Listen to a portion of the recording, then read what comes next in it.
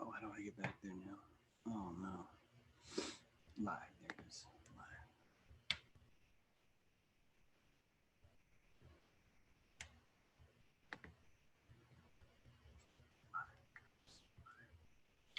Hey guys, I'm doing my, setting up thumbnails, stuff like that. It shouldn't be long. Thanks for being here. Hey guys, I'm Carol. Hi Diane. Whoops. I got the mute on here. Hi Ria. Oh, Sophia. It goes great. Thanks for being here. I'm just about to start. All I have to do is just want to paste this link and let some folks know that if they want to come in, they can accommodate them at our fire. Wonderful fire. And if they were to join us for the Saturday burn, it would only be good.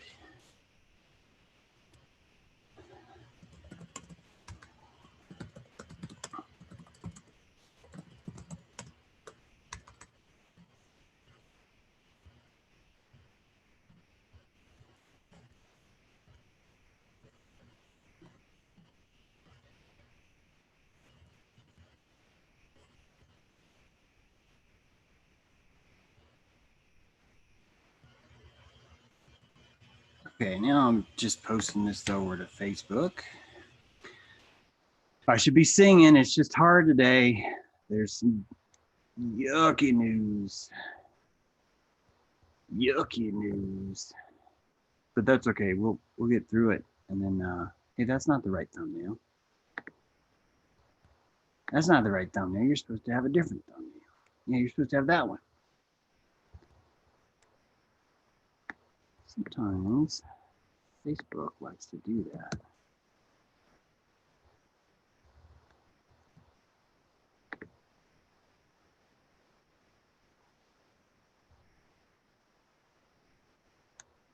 Just a good old boy, never meaning no harm.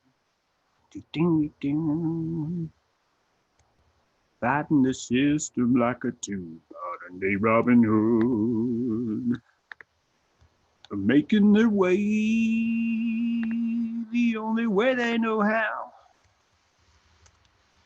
And that's just a little bit more than the law will allow. I can't believe I can't remember the words to that song. Every Friday growing up, that was me. Like, I was a Duke boy, and if I missed that show, I didn't understand how I was going to survive, like, through the week. Why does it keeps giving me that wrong thumbnail? I guess someone's going to have to go for it. I don't want to make you guys wait while I sit here and try and make Facebook do a thumbnail. Okay, I have to turn off one little thing. We're really close, guys. I'm like maybe 2-minute warning, maybe.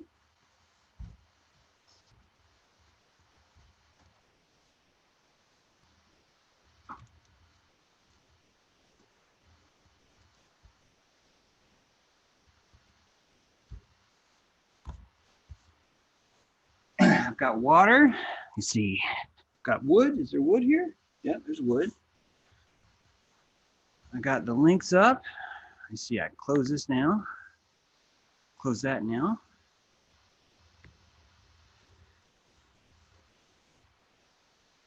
And hello, everybody. We're getting there.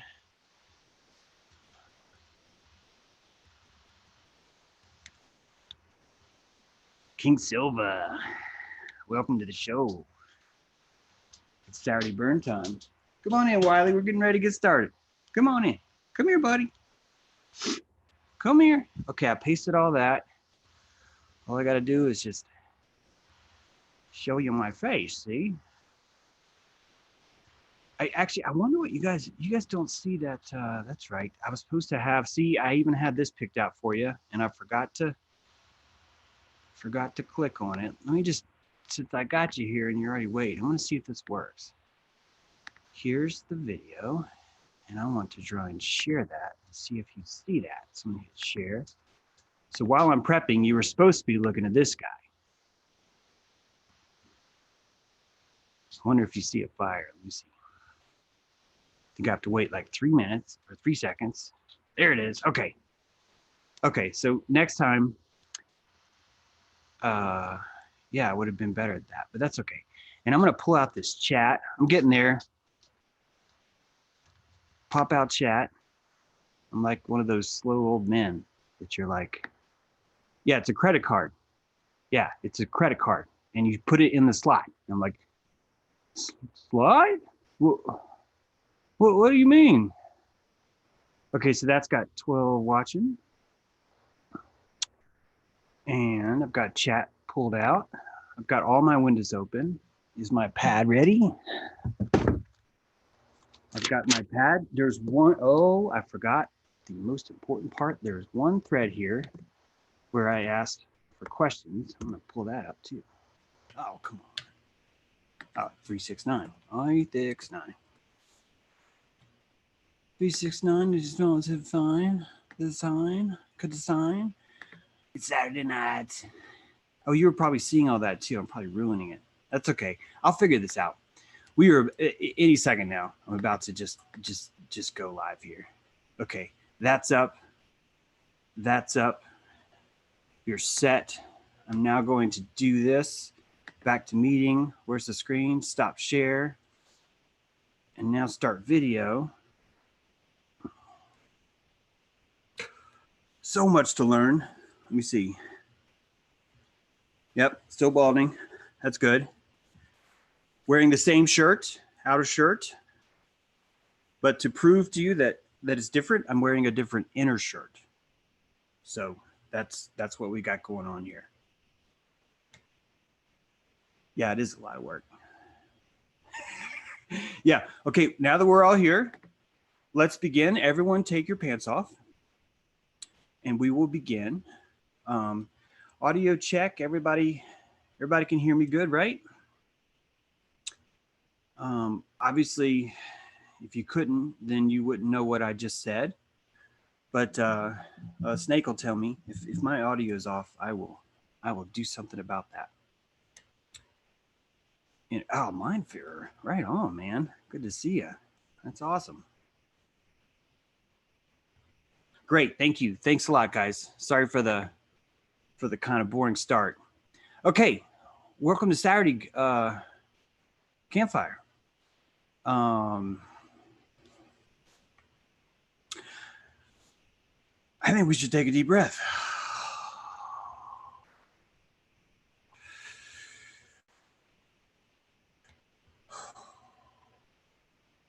Man, I was bummed to see this today. You go to share. I really hope I give you guys a good show today. I got to admit, I'm thinking I can just get this out and then it'll all be great. But this breaking video, protesters have burnt down a central bank in Iran. I am echoing. Holy shit, I have no idea how to fix that if I'm echoing because I actually don't hear anything. All I can hear is myself talking. I've got that muted. Can someone else confirm that I'm echoing? Here's me talking. Is it echoing? Is it echoing for you? Okay, good. Great. Utah Strong, I'm sorry, man. I'm not sure. Maybe it's because you're in a canyon. Sorry, just kidding. Okay. So this is kind of a bummerino, guys. Whoops. Thing always slides down right in front of you when you try and put your mouse up there. This is kind of a bummerino here. The reason why this fire in Iran is a bummer, first of all, we don't even know like how important this bank is. In fact, Mindfearer himself is the one that told me the Iranian translation for that literally means like our bank. And so it's being broadcasted as central bank. So everyone's cheering for it.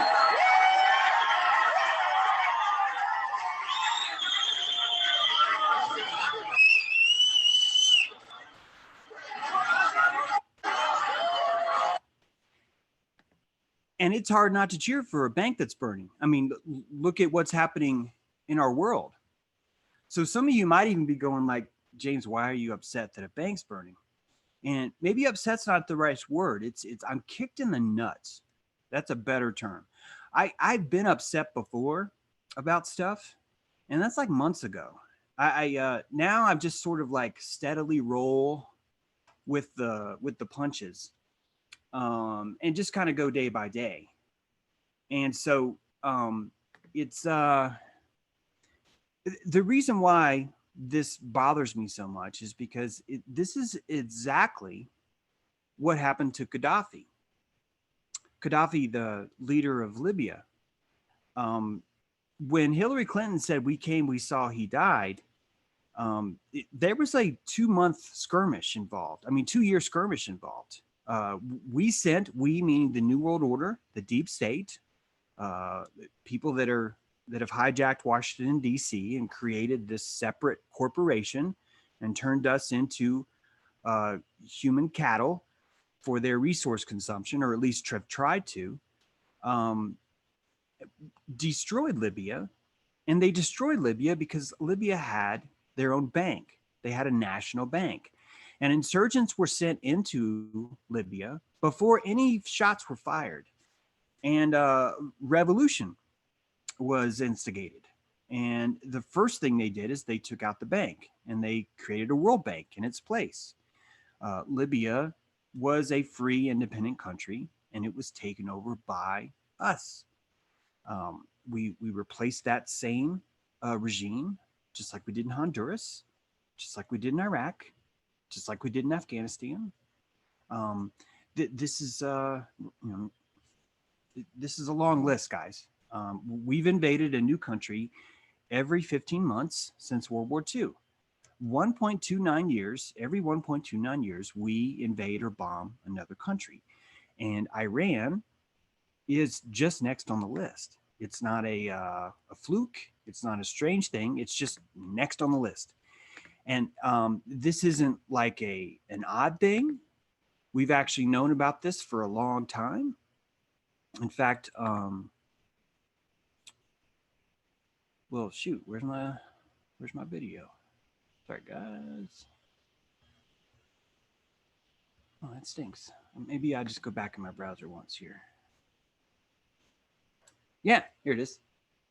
Sorry about that. We've been on their radar for a long time. In fact, Q himself, QAnon, has made several posts alluding to Iran is next, SIG to Iran, bigger problems than ever before, watch Iran, something incredible is about to happen.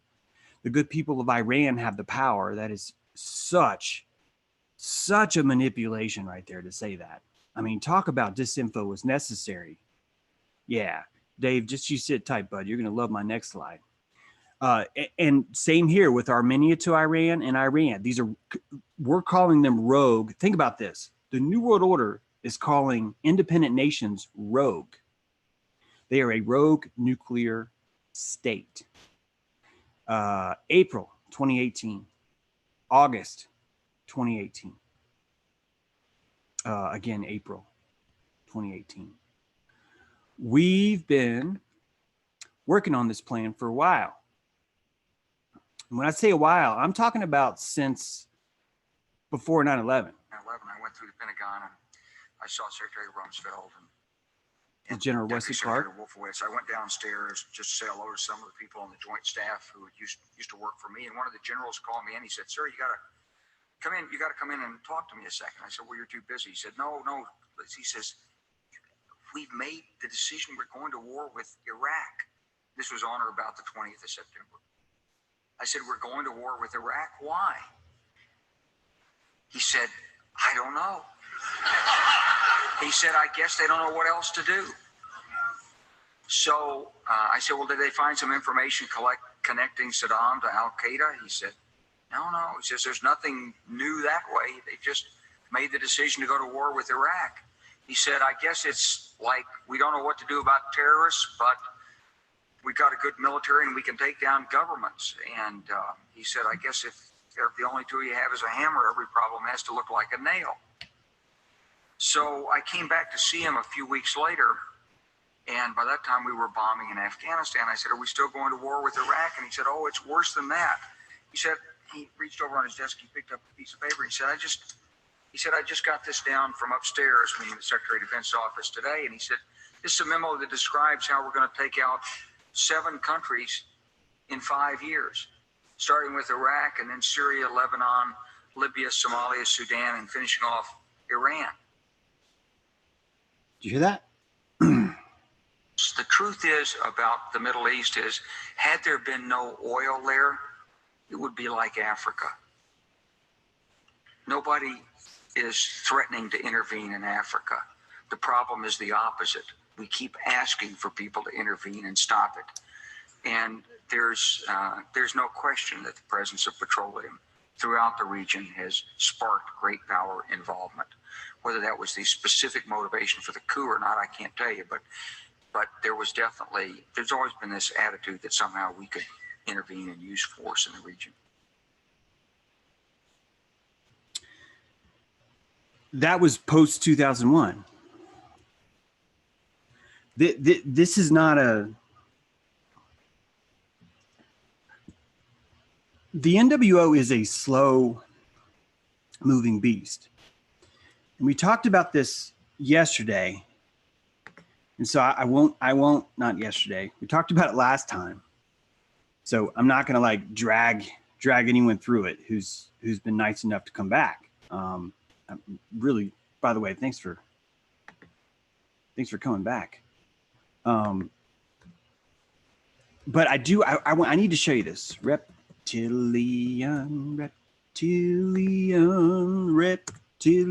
brain. Yeah, here we go.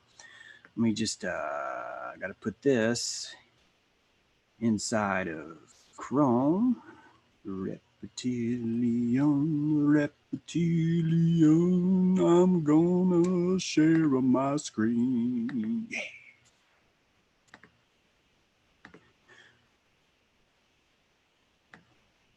So the reptilian brain works much differently than your neocortex. The limbic system inside, you have 2 brains. One brain is constantly telling you, holy shit, there's a giant emergency. And the other brain is telling you, no, it's totally fine. Everything's totally fine. These are the 2 different systems that we have in our body. You actually could argue we have 3 systems, but I'm actually getting off topic. These 2 systems, the reptilian and the mammalian, have very different purposes. And notice what happens with the reptilian. The first thing it asks is, are you dangerous? And if it thinks you're dangerous, it deals with you. And if not, it goes into this other algorithm loop. That algorithm is called, is it novel? Meaning, is it different? Is it different? Has it changed? Because if it's changed, I need to reevaluate and go back to the start and recompute, is it dangerous again? Now, if it hasn't changed, guess what? We just ignore it. We don't waste the calories. So is it dangerous? Yes or no? And then once you get past the is it dangerous? Now it's in your view. Is it novel? Is it doing something different than it used to do? Notice the reptilian brain isn't checking to see, is it moral? It's not asking, is it ethically proper? No. It's only asking, is it being novel? Is it doing the same thing it's always done? And if the answer is yes, it ignores it. It says, it's all good. That's what you're dealing with America and the NWO. And that's why we're not seeing it, because so many of us are living in a limbic brain mode where all we can do is simply evaluate, is it novel? Is it something that I need to worry about. Because even if it's still invading foreign countries, it was doing that before. So it must be fine.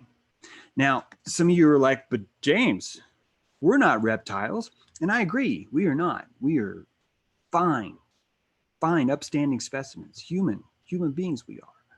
But when you put a human through dissonance, the neocortex gets jacked. I call this empathy jacking, but it doesn't always, you don't have to use that word if you don't want. If you feel a mind, an emotional, if you feel an empathic haptic device, an input device, you're going to overload it with dissonance if you want to. And all you have to do is just keep lying to it. And here you have a system that's dying to give sympathy to other things. It's dying to create community. The mammalian, the neocortex, is trying to create community through emotive means. It's trying to emote with things.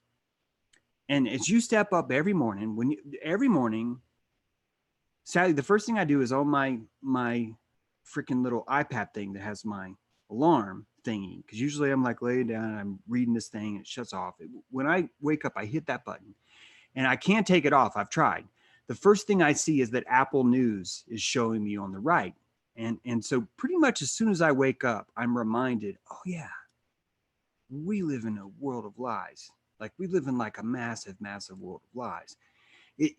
As soon as I remember that, I enter into a much different state of being. All of us do.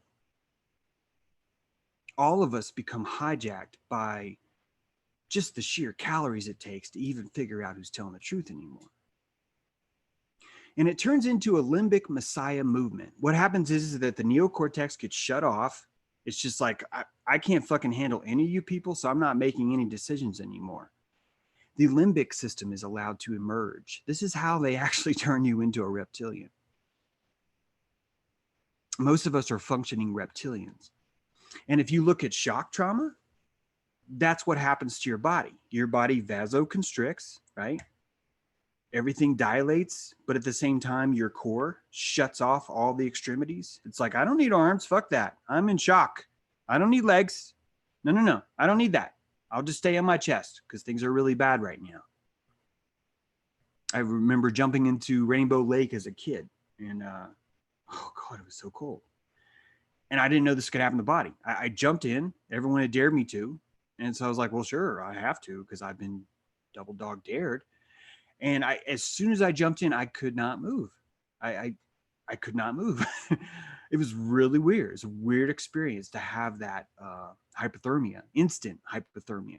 And it's instant because your limbic system actually says, neocortex, you're such a dumbass. Why?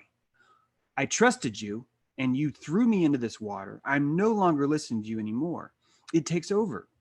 And that limbic system is directly tied to your polyvagal nerve. This polyvagal nerve is a nerve system that wraps around your lungs, your heart, your intestines, your stomach, and I think it's your liver. Pretty sure it's liver.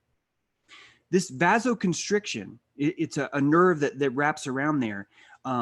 It has the capacity to put you in shock instantly. How? It can squeeze the fuck out of you. It can constrict all those muscles at once. And you instantly dilate from that because the rest of your body's like, oh, fuck. You can think of it like kicking on the nitrous booster almost in a car. Or if you don't know what that means, it's now you're going to breathe out of your mouth and your nose. You're really going to pull some oxygen in. Your neocortex is in holy shit mode. And that holy shit mode is great because it saves your life. It dodges things in traffic. And you're like, oh, that's why it has to bypass the neocortex. It can't afford that half second. Your neocortex takes roughly about a half second to override the limbic system. So your limbic system reacts first. It's the very first thing out of the gate that reacts to every single situation that happens. Only after does the neocortex come in and say, hey, let me give you some chemicals because you need to calm your shit, man. This is a country club. I don't need you pulling out your reptile in here and start biting people's heads off. That's sort of like the conversation that it has with itself. You can turn someone into a permanent reptile, though. How? You keep up the dissonance so much where as soon as you wake up, the victim enters into reptilian core mode. He enters into low caloric burning mode so that he can survive. So he starts to process his world completely differently. Now he's like maybe 80% reptilian, 20% human. But he doesn't know. He truly doesn't understand what's happening to his system. Why? Because we're not told to somatically connect to our bodies. That's why. We're told to get the fuck out of our bodies as soon as possible. Men, you know this. That's why they cut the end of your dick off. If you're out of your body, someone else can sit in. This is what I said last time. Sorry. But that's how possession kicks in. That's how the system takes over.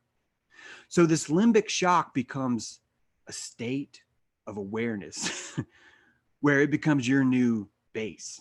Your new base now is limbically controlled, basically. You're in full reptilian mode all the time, which means, guess what? Guess what? Let me hit share just so we're clear on this. If you're in full reptilian mode, where's morals here? Where in this process does it say, is that moral? And of course the answer is, it doesn't say that, because reptilians don't have morals. A baby reptile, a baby lizard walking in front of his mother, there's a good chance his mom's going to eat the baby. It's just, that's what you get. And that's why the baby doesn't have a moral about, are you my mother? All it says is, are you dangerous? Are you novel? That's all it takes. Think about that word novel, guys. Think about that word novel for a sec. Because what the fuck is happening right now in the truth movement? What is being pushed to the top? Is it truth or is it novelty? If one of us posts an article from 6 months ago, before you post it, you automatically know this is going to take some hits because it's old, at least if you're paying attention. Sometimes I have to say that first because I don't want someone to come in with a comment and completely shit on my point by saying, that article was last year. There's and by the way, I don't actually blame them. I understand. I do understand that. So when I made fun of them, I didn't mean to be like a dick. Anyway, the novelty is what's become more important than the truth of it. And how do you measure novelty? It's going to be something that's going to give you a bump of some kind. You're going to have to get some kind of hit off of it. Which means that we're not sharing truth. We're sharing hits. We're sharing bumps. We're sharing little dopamine moments with each other.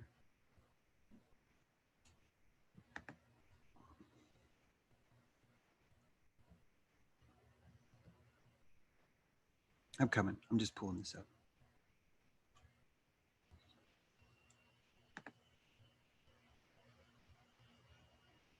This took longer than I thought.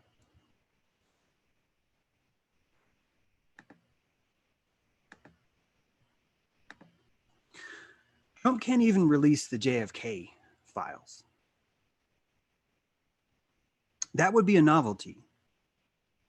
That would be something different, something new. It would take everyone and pull their attention into one central place. If Trump can't even tell you about JFK, and some of you are going to go, well, he's going to release it in 2021. I don't know if he's going to release it in 2021. I don't think we know that. I want to remind everyone that we're going to land women on the moon in 2025. And we said we were going to land someone on the moon, I'm pretty sure 5 years ago. So there's no such thing as promises anymore. Why? because the reptilian brain doesn't have to process morals. It needs to process danger, and it needs to process novelty. And that's why all of us are so satisfied every day with just more stories. What I mean by that is that you can have this fire, we're not going to know the cause of. But I bet most of you forgot that they never told us the cause of the Notre Dame fire. That never came out. We got a stupid freaking rumor from New York Times saying, oh, well, it was an old dusty barn and all that shit was old. Meanwhile, the architect's going, it was the most sophisticated, advanced fire protection system that's ever been built on the planet. There were 2 people assigned to guard duty in the rafters 24 hours a day. To clarify, it was 2 people that were assigned on fire watch. They didn't have to stay in the rafters. The rafters up there was called the forest. Those beams have been shown on camera with a blowtorch on them for 40 minutes, and they didn't burn. They didn't burn. My point is that the cause of the fire is unknown. All of us have accepted that that's the answer. The answer is that it's unknown. That's because we're reptilian. I'm talking about us as a zeitgeist, as a group. We have slipped into reptilian panic mode. And I believe that that's actually what's so responsible for all the shitty behavior that I'm seeing. When I say shitty behavior, the part that kicks me in the gut today, it's not the Iran bank burning, although it definitely is there, but I knew that was coming. That doesn't hit me in the gut when I know it's coming. You can kind of clinch up and just wait for it. What hits me in the gut is that I'm watching the thought leaders just skip right past anything that doesn't feel good. Just move right past it and look for literally anything else that they can convince you that there's no danger, but still give you novelty. That's what they're trying to give you. They're trying to give you 2 things. They're trying to give you a lack of danger and novelty. And it's working. It is working so well. This entire plan is working so well. It's got us all collectively beat. Everyone is listening to those drums because the limbic system cannot tolerate more danger. It's already shut itself off so much.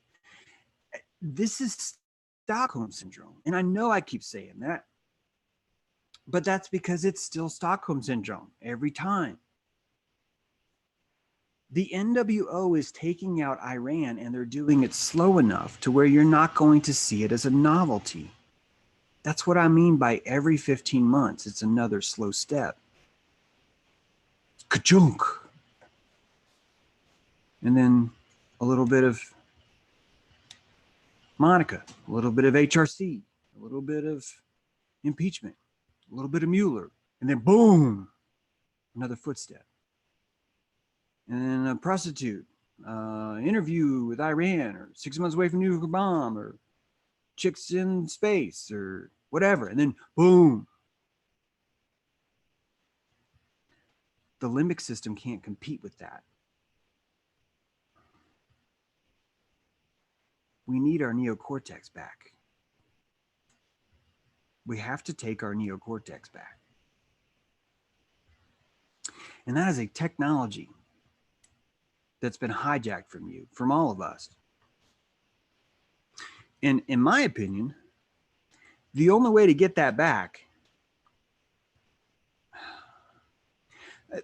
the only way someone else will get that back, the only way someone can snap out of their limbic trance, their reptilian box, because it's really a tiny box.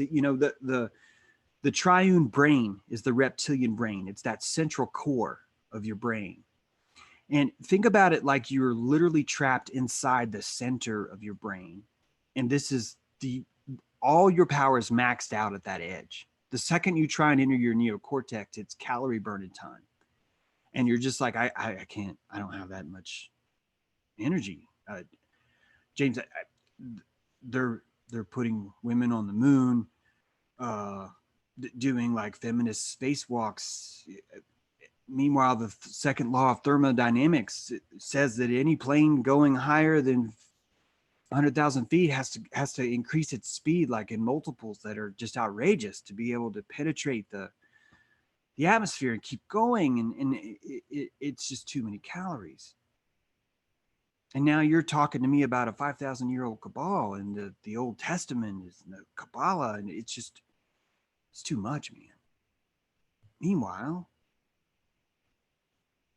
another thought leader can come by and say, we fucking got him. We got him. The Epstein didn't kill himself mem proves that we have victory. That we have done it, y'all. Truth has broken through. If you were in limbic shock, which of those would you go to? It's like the Egg McMuffin analogy. If you missed that stream, we were Patty Hearst in the back of a van. The kidnappers have bought us an Egg McMuffin.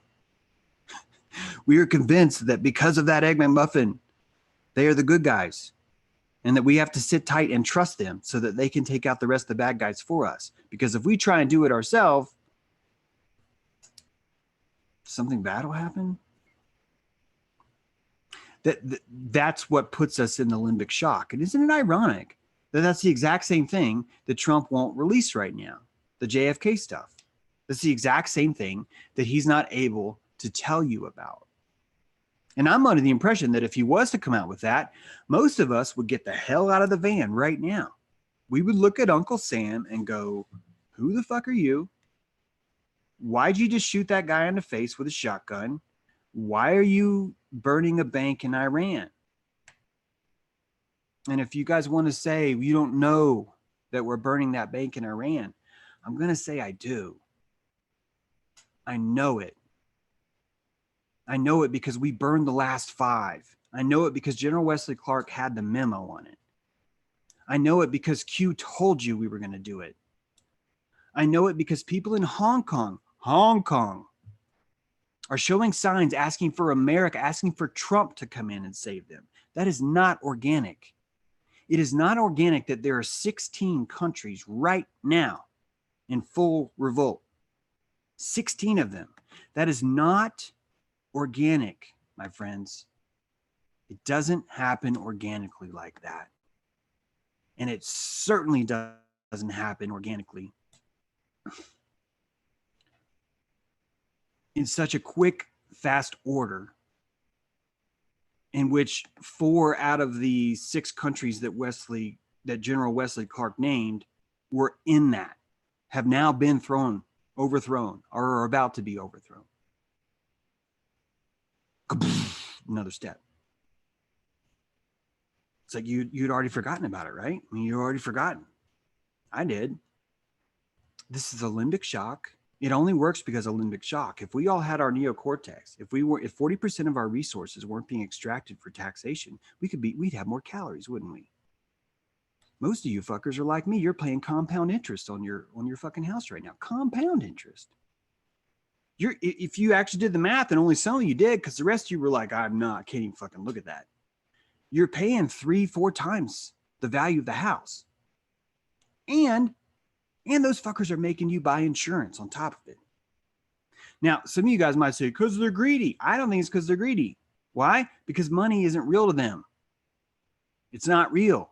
Money is how they keep us occupied in Monopoly. It would be like assuming that mom bought the Monopoly game from Walmart, and now she's rich as hell because technically she's the one that owns it. Mom doesn't give a shit about the paper money inside Monopoly. All she wants is for her kids to be quiet so she can cook dinner, or so she can do whatever, make a living, whatever the fuck it is that the the mom's supposed to be doing now. The money, this is not about money. This is about caloric intake. This is about burning calories. And if you look at the racism, the xenophobia, the carbon shaming, all the other things that they're doing to you, all it does is just prove my point even more. Did you guys know that the Pope just came out with a, you see, I can pull this up. The Pope just came out with a, yeah, now it's a sin. Like now it's a, yeah, sorry. Now it's a sin to ecologically shame the world. I was just today. Let me see what Pope. Eco sin or something is what he had. Ecological sin. Look at this shit. Look at this. Would you look at this? See, I'm still kind of stingy, aren't I, guys? I'm still kind of like, oh, he's pissed. No, I don't want you guys to feel that. I just feel kind of kicked in the gut. And it's only because of the limbic messiahs that are running around telling you how great we're doing. Oh, that's not even novel. And I still want to swallow them like a lizard. But look, Pope Francis says he's considering adding the category of ecological sin. Yeah, that's freaking great, right? Meanwhile, in Hong Kong, just one of 16, guys. It's just one of 16. These don't all happen by accident. And if you burn down Iran's People's Bank, someone's going to have to rebuild a new bank. Gee, I wonder who that'll be. Did I already tell you that Gaddafi, his bank, he lost his bank a year before he lost his life? I think I already told you that. They wanted the bank first. Hillary Clinton wanted that bank. And these people, I need you to ask this question.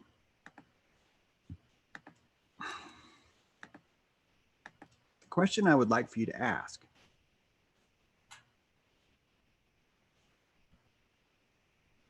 is this.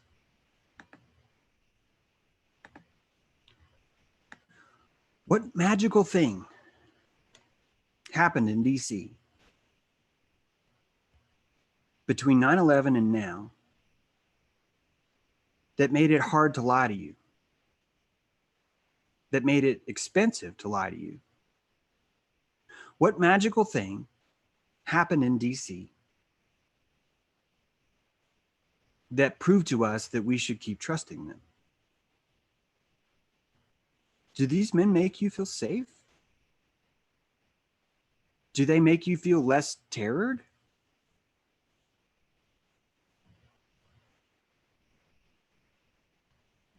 Boom, another step.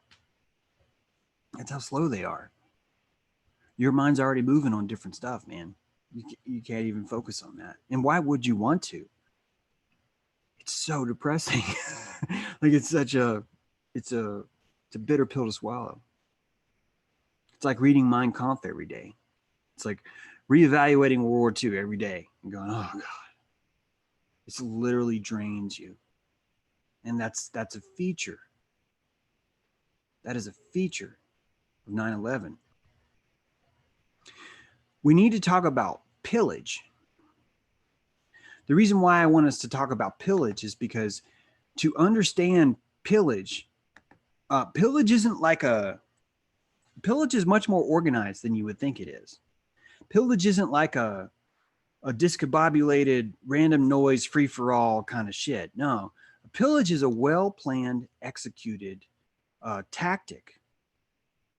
So a blue-collar pillage is when there's a hurricane in South Carolina at Myrtle Beach and a window gets broken at the Best Buy, and 3 hours later 70 people have a free television set and they're running down the street.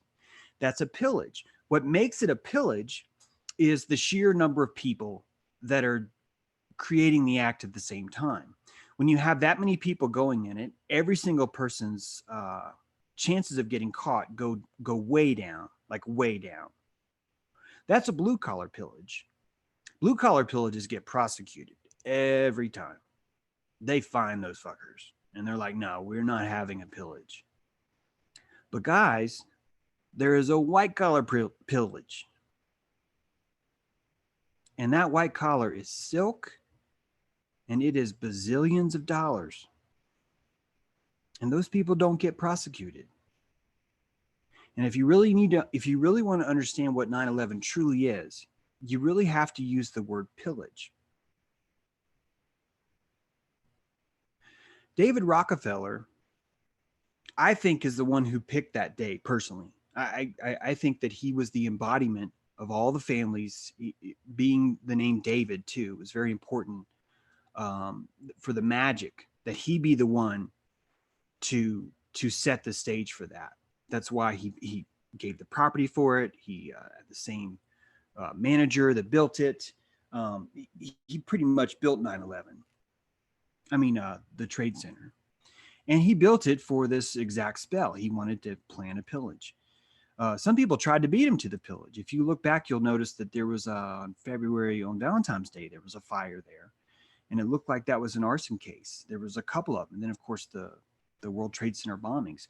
These are other dark wizards, other psychopaths trying to steal his thunder. They're trying to, they realize what's coming, but evil people don't trust each other. They don't have etiquette. Why would you have etiquette? You would grab power. Okay, if you were an osprey, right? One of those water birds, raptor. If you were an osprey and a golden eagle was to swoop in over the water and pull up just the most beautiful, succulent rainbow trout you could possibly imagine, and you being a little osprey could somehow come in and take that rainbow trout just half a second before the golden eagle could call it his own, you'd be flying around like you'd be a badass osprey legend. Like everyone in the sky would be like, holy shit, there's Ollie the Osprey. He's the dude that took on Glenn the Golden Eagle, or whatever. You're going to get so much more rep for that. And so you have evil competing with evil to try and outdo them. It's just like in the professional world. It's really no different. We would call that competing with the Joneses. These guys are just doing it like in like really, really profound levels, right? Like really, really way up there. So to plan 9/11, all Rockefeller had to do was to have a meeting. And people probably had to, it's going to be gross, they probably had to lick a certain orifice of his body to come to that meeting. I'm really not kidding when I say that. And if you put yourself inside that limbic endocrine system of David Rockefeller, you need to understand how good that would feel to him to have Prescott Bush licking his taint. That's called kissing the starfish. That's about the most polite I can say it. Don't worry, I'm not going to talk about this for too long, but I need you to understand that it happens. These are shame prana equations, transactions that happen. And basically Rockefeller, you can think about him as spending most of his life with like just thinking about 9/11, just thinking about how can I make this just the most amazingly evil thing that's ever occurred. And then you have all these other people that are thinking that with him. And each of them are gaining respect, right, by the one that's going to come up with the most evil way to do it. That's what makes it a pillage. That's what makes it so successful. That's why you have Dancing Israelis, Rumsfeld, Silverstein, Gelatin, all of the CIA stuff on top of that. The Pentagon, 2.3 trillion, the gold underneath WTC. And I guarantee you, we've only just scratched the surface. Like we've probably gotten like 7 out of like 60 different pillage events that occurred on that day. In fact, Kushner's dad was actually trying to be promoted to the Port Authority of WTC after. It would have been like a huge haul for him to then come in after. He didn't get that position, which is interesting. Pillage is an art form. Not only does it provide you cover, it provides you to do things that are just so big, so blatant, that you're going to slip right back into that limbic shock and just go, this isn't happening, this isn't happening, this isn't happening. Epstein didn't kill himself. Oh. And now you're back there. Now you're back and Epstein didn't kill himself. Trust sessions. Whatever it is. Anything but the truth of JFK or of 9/11. 9/11 has to be our, this is us now. It has to be our litmus test. I say that because there are people out there that have abandoned that litmus test.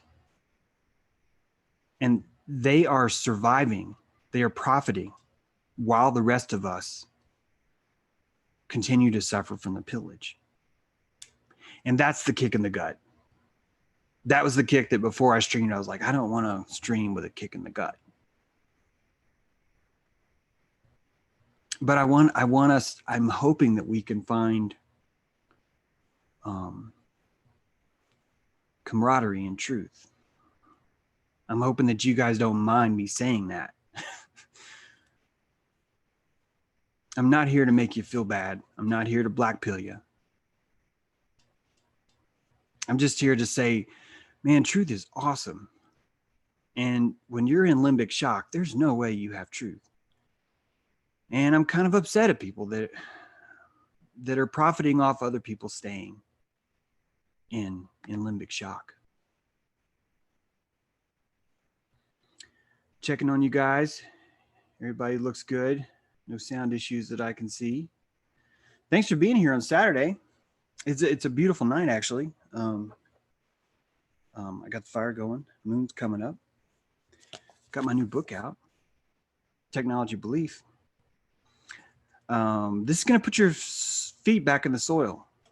When I see soil, chronically, we are cut at the roots right now. That's what immigration is all about. That's what exodus is all about. If you can migrate someone, you can get them to forget their roots. And if someone doesn't have roots, they're no longer functioning in a deeper, profound level. They're in limbic shock. They're existing in a very small hole. The polyvagal nerve, the nerve I was talking about, is always constricted. It's not able to allow more information or energy to flow to the end. If any of you have kids or children that are working on athletics, or if any of you are working on athletics, I don't mean to say that you couldn't be too. If you look at the polyvagal nerve, I think you'll find that you can develop a performance enhancement, like in a really, really big way, if you can learn to control that polyvagal nerve. Man, I'm going to have to talk about the taint again, but I'm going to tell you about it. So last stream, I showed you guys that breathing block exercise, remember? Where it's like rest, 2, 3, inhale, rest, 2, 3, exhale, right? The box breathing thing, you can use that to jack into your system. Well, there's another way. There's actually a whole other way to do it. So that's going to jack into your breathing system, but you can also jack into your electrical system, which is freaking amazing if you think about it. And no one teaches you this. To jack into your electrical system, there are two things that I want you to experiment with. The first is grounding your tongue. Placing your tongue against the top of your mouth completes a circuit in your body. It's a grounding technique. If you're ever feeling nervous, if you find yourself biting your nails, if you can't get outside and just touch your feet to the ground, because that's going to help the most for that, because you're electron deficient.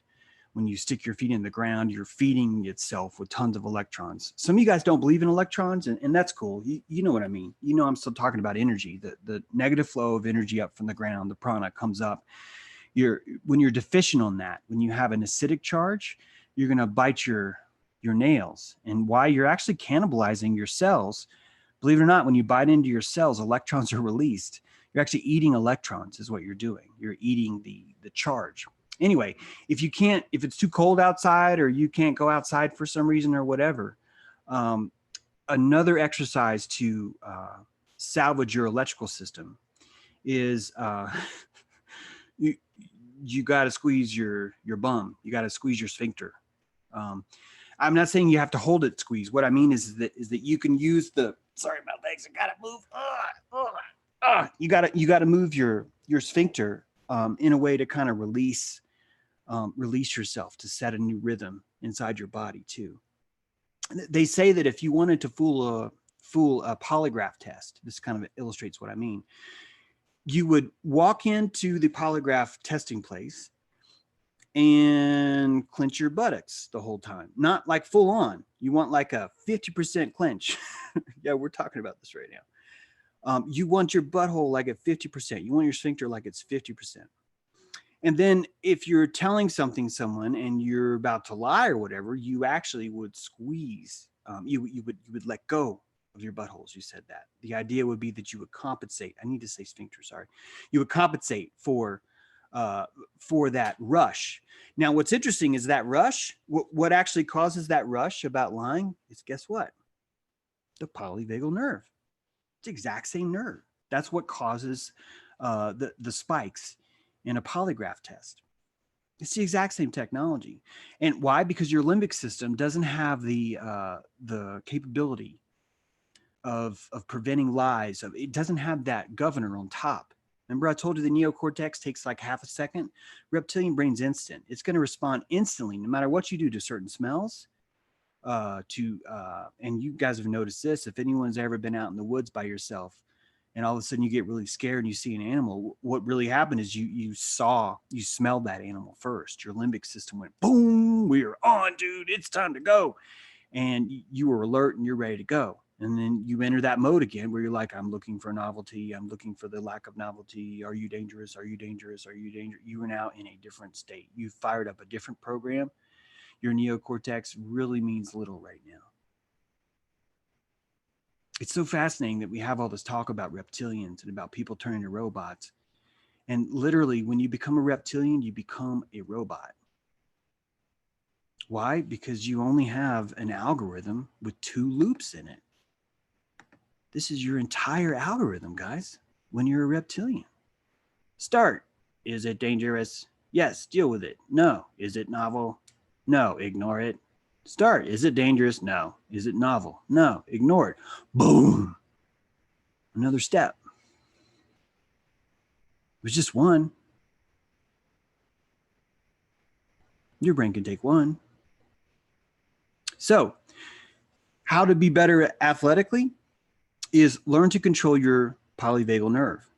And you can control that by, if you squeeze your sphincter and if you close your circuit and you combine that with breathing, you're going to find new ways to jack into your body and to change your gears, to change your transmission, to go, this is not working out for me the way I've been doing this. I want to try something different.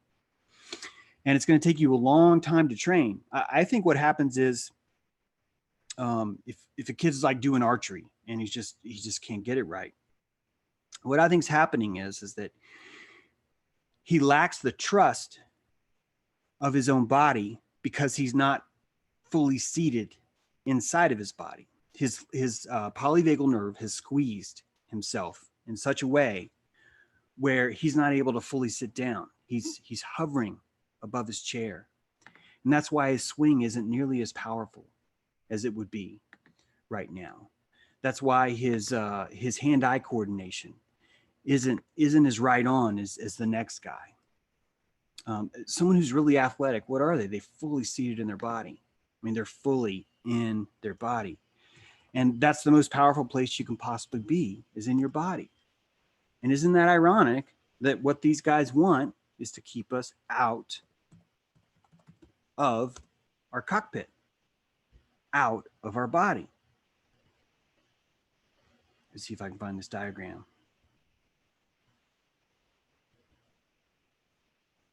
of what this thing looks like.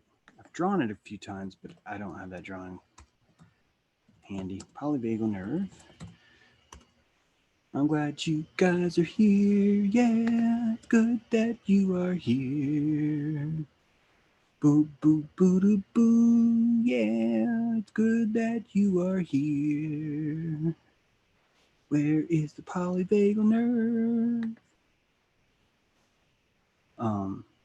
And it's actually like a system of nerves. I'm actually having trouble finding a good picture of it. Where's a good picture of this thing? Dr. Porges, if you guys are curious about it, I first read about it by this guy named Dr. Porges. And I did that because I was researching this novel.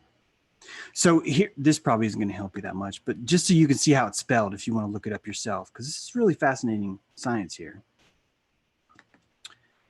Polyvagal, so this is your parasympathetic system and your vagus nerve. And right here, see this vagus nerve, even though I've looked up polyvagal, it keeps, all it's doing is showing me vagus nerves. But there's a polyvagal, again, above the vagal.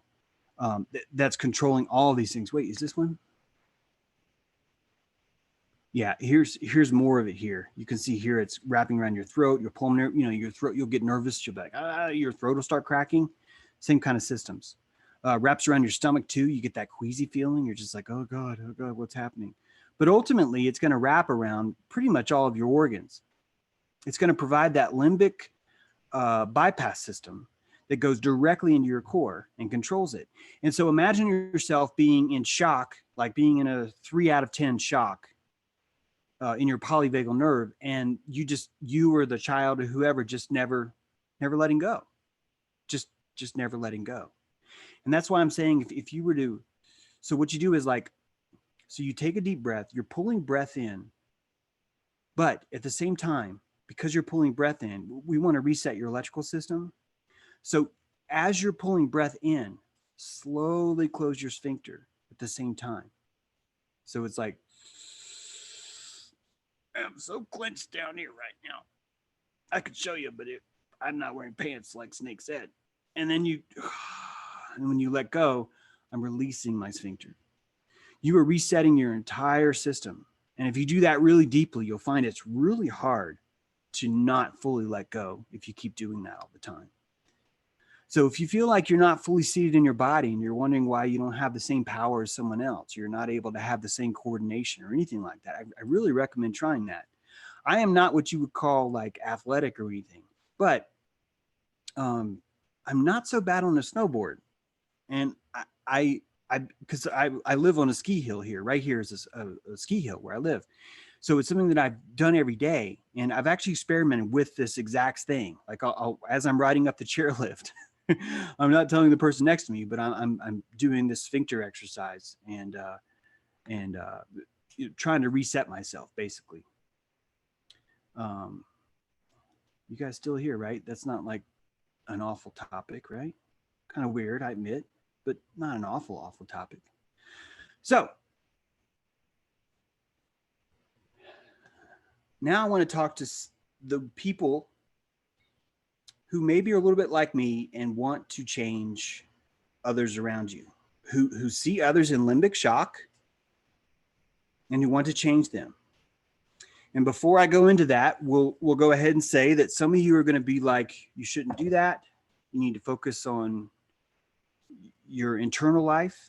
You need to focus on just getting yourself off the petrodollar, James. You need to focus on your own sovereignty. And I agree. I'm not saying that's a bad strategy, but the shit's also going down. and there are some things we can do. Now, if they're already a reptile, does it really do harm to try and unreptile somebody? Like, is that really bad or pointless? Or could you look at that maybe as like a last ditch kind of effort, like just an attempt to try and. The more people you have on the side of sovereignty, the more sovereign we're going to be. I personally, I'm like almost anarchistic. I say almost, and we can talk about that later if someone reminds me. But I wouldn't mind if there was a state where people could go and live and be slaves of the state and talk about how they're trusting the whatever secret letter, and no matter what happens to them, they're happy. Like I wouldn't have a problem with that. I got no beef with that. We could have an island of Q, and Q could be the one that's controlling all those people, and they could feel like, yay, we won, yay. I would have no problem with that. I would say, go, take my blessing, and do it. The problem is they're using my land to do it. That's the issue, right? I mean, you guys probably feel the same way. That's what's causing the problem. So this isn't me trying to say everyone needs to be free. No, a lot of people need to be in slavery. I've gone over this before. Slavery is not this weird evil that kind of fell out of the sky like a pretend asteroid. Slavery is a natural function of learning to walk. An infant learning to crawl will become a slave to the pant leg or the hand of the parent so it can get around. It's able to get farther by entering into bondage with its parent. The parent also is able to benefit by being the master of that child. They are able to not worry as much about its safety because they have entered into bondage with the child. So the concept of slavery is not in and of itself evil. I would say it's actually necessary, which goes back to what I'm saying. If people want to live in slavery, we should let them. I have no beef with people wanting to live with slavery and choosing to do that. But they're using our land. They're doing this on our land with our taxes, with our resources, with our prana, with our belief. And as history gets rewritten, it's coming down saying that we're the ones that want that. We will be listed in history as being the ones that want that. The other day we got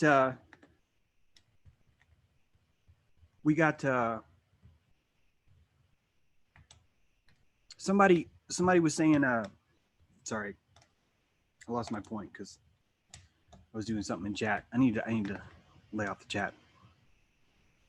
I just want to make sure you guys are good with this. I guess I'm feeling a little bit,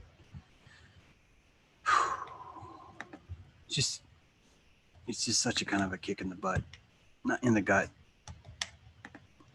It shouldn't be, because look at all of us. I mean, we're here. I know you guys have to agree with at least part of this. But there's millions of people out there that think this is okay.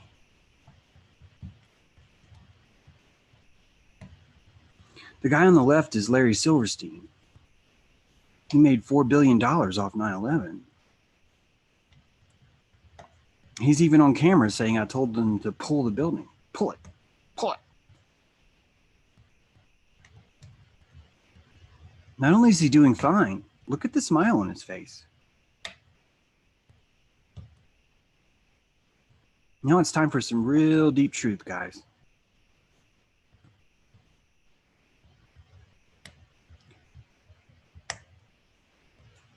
How can you stand next to Larry Silverstein and know what happened on 9/11? And a lot of believers say, well, that was just a party. That's natural. One person told me they're doing that to get secret information from him. They're infiltrating Silverstein by being nice with him and posing on a camera. And what hits me in the gut about this is that we're not even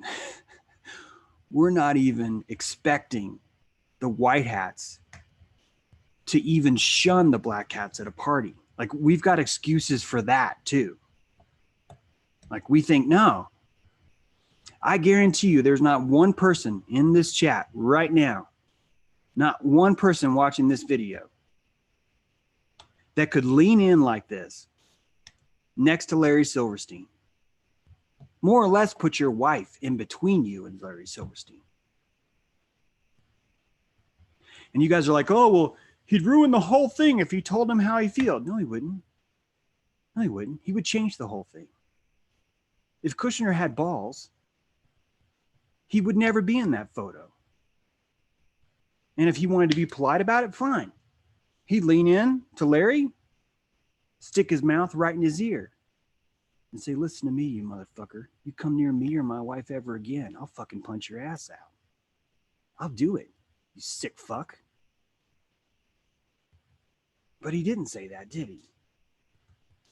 Because we're supposed to pretend this is how it works.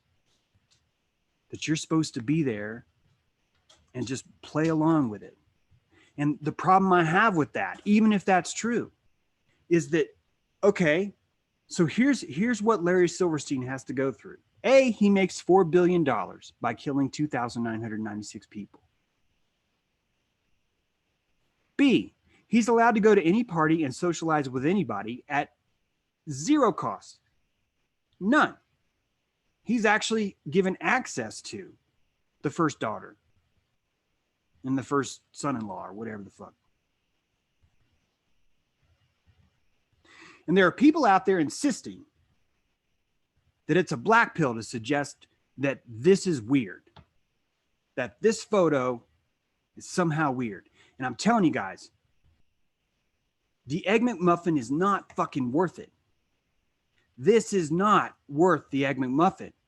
Because if you're buying this shit, holy cow, what else are you buying? What else? Because each time you buy something, it's going to be that much easier. You know why? Because actually, I need to find, where did my thing go?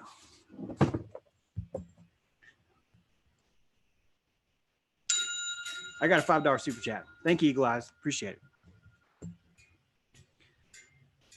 it. This photo is now the new novelty. All of us seeing this photo now, anyone in limbic shock now finds this acceptable. Do you understand what I mean? This is now acceptable, which means this is not considered a threat, which means we're still going to believe that Trump is here to defeat all this, even though he can't tell us about JFK, right? He can't tell us about JFK. He can't tell us about 9/11. His father-in-law was in prison for blackmail. His daughter's hanging out with Larry Silverstein. He shoots a certain 9/11 commercial where he gives a thumbs up to sheep, to white sheep on top of a column of 9 and 11. We are in the van. We have had the Egg McMuffin. We need to get the fuck out. We need to get out of the van. And we can do it if more of us can get out of the limbic shock. So how do you get him out of the limbic shock? How do you do it? And I'll tell you how to do it. It's not nice, but I'll tell you how to do it. We have to make it expensive to lie. We have to make it expensive to be a hypocrite.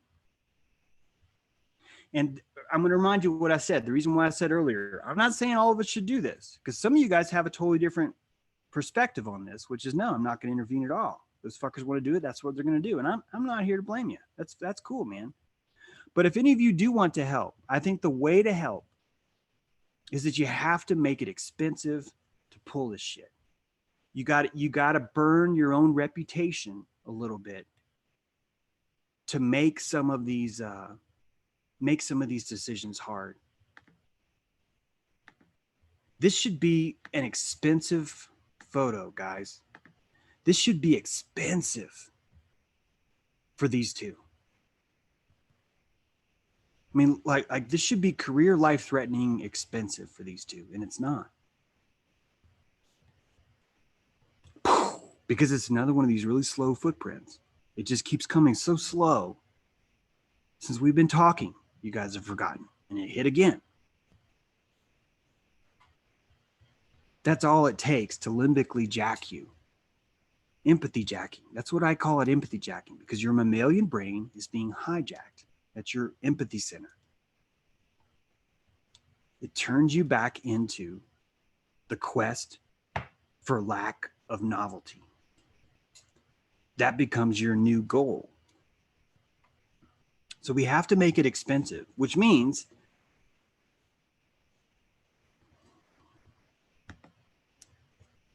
if you choose this mission, it means you have to make it expensive to go along with this shit.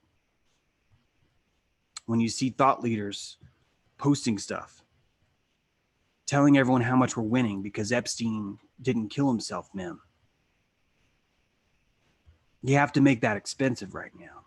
And the only way to make it expensive is to call it out. And when you call it out, that's going to make you an asshole. You're going to be like me. You'd be like, oh, it's a black pill and asshole guy. I'm going to block him. It's if you're seated enough in your throne, if your polyvagal is relaxed enough to where you're fully seated and you're not hijacked, they're going to want your prana anyway. And it's going to mean a lot more coming from people like you that look these people in the eye and say, what the fuck are you doing? It's only going to be expensive because it comes from real, sovereign, badass motherfucking samurais like you. That's what's going to make it expensive.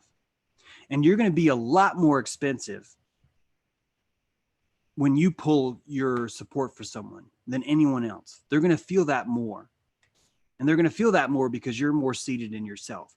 The good news is, guys, it takes probably 30 of them, 30 reptiles, maybe 60 reptiles, to hold down one person in truth, like one sovereign individual. Being sovereign really makes you like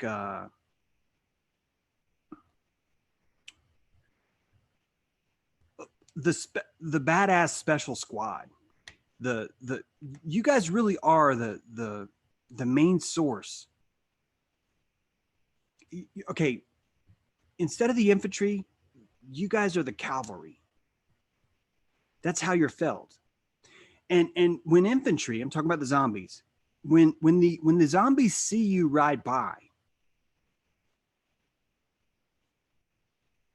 there's going to be a natural what's the word? They're going to have envy for how deep-seated you are. You're going to remind them of what they could be. You're going to show them the potential of sovereignty and truth. And the stronger you stand, the taller you are, the less photographs that you let slip by, the stronger your egoic field is. Your force field becomes that much more rich. You vibrate truth. That's an addictive substance. It takes you out of the reptilian mode and puts these people back in empathy because they're feeling you. They're feeling your power, and they can't help but feel you unless they jump back in their mammalian cockpit again.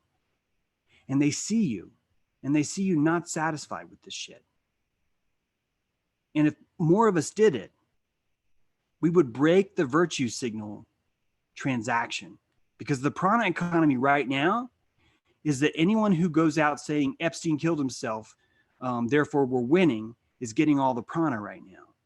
So all the reptiles are going to keep staying there. It's the warm rock. That's what it is. These people are the hot fucking rock that's put in the terrarium. And all these zombies are laying on top of it, eating each other if they walk by. Like literally eating each other. They're in a different cast of people altogether. So all of you around this fire tonight,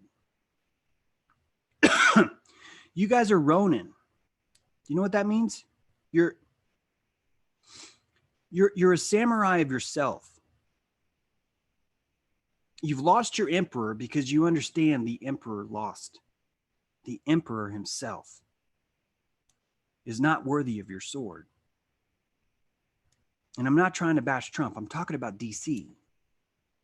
And I'm talking about this illusion that we all have every 4 freaking years or 8 years, that it's going to be different this time. Let's try that black dude now.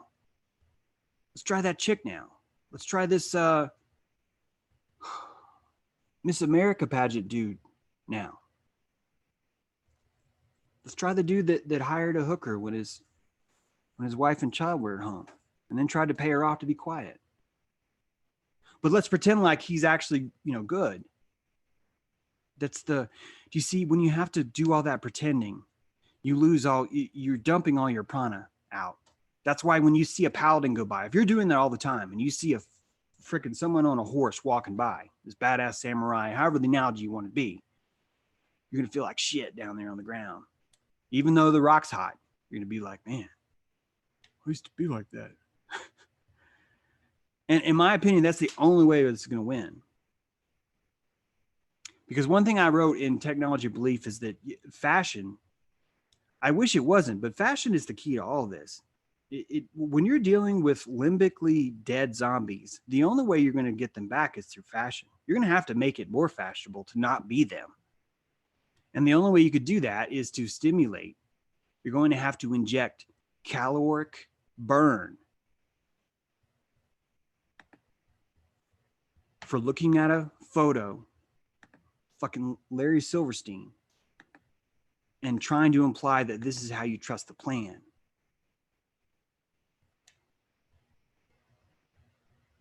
Because this photo and this photo tell you what's really happening. This guy's happy, guys. This guy's happy. And I've had people all day today tell me, James, you don't understand. People can't handle the truth. You can't just go out there and tell everybody what happened. There are people out there that truly love Bush. They'd never understand. And those people are ignoring 2,996 people that died that don't give a flying fuck whose feelings get hurt because the truth comes out. And I know I'm preaching to the choir here, but it's more than 2,996 people. People are still dying from cancer today, like right now. And I've interviewed one of them. And she's like, I would like the truth to come out before I die.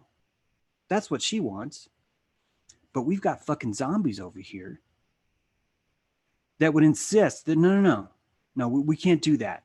Because some imaginary fucking person really loves George Bush and it would just hurt him too much.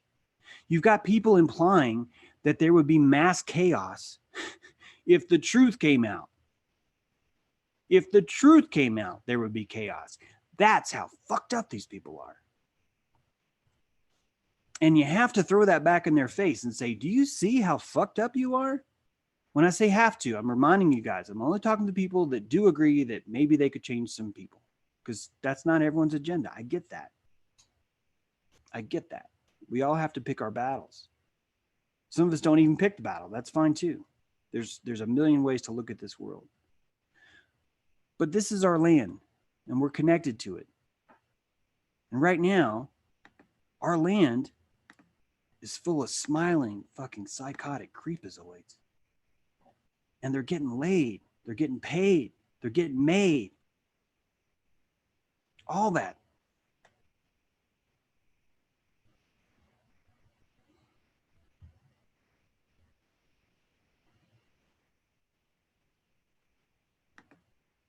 I'm going to see what else is in the thread. See if there's anything else I want to tell you about. Yeah.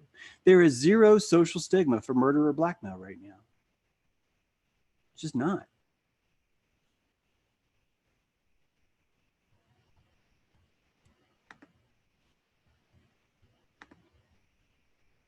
Notre Dame, the cause of the fire was unknown. Still. The shooting in Dayton, Ohio, we didn't resolve that, did we? Did you guys know these shoes are all new? Feel free to screen cap that. Those are all new shoes. So I don't even know if I'm supposed to be sad or mad or both. I don't know which puts me into limbic shock if I wasn't good at this. If I didn't have a lot of practice at this. Most of us don't have practice at this. Most of us think that truth is what feels good. Most of us think that. I'm telling you, most of us think that that's what truth is.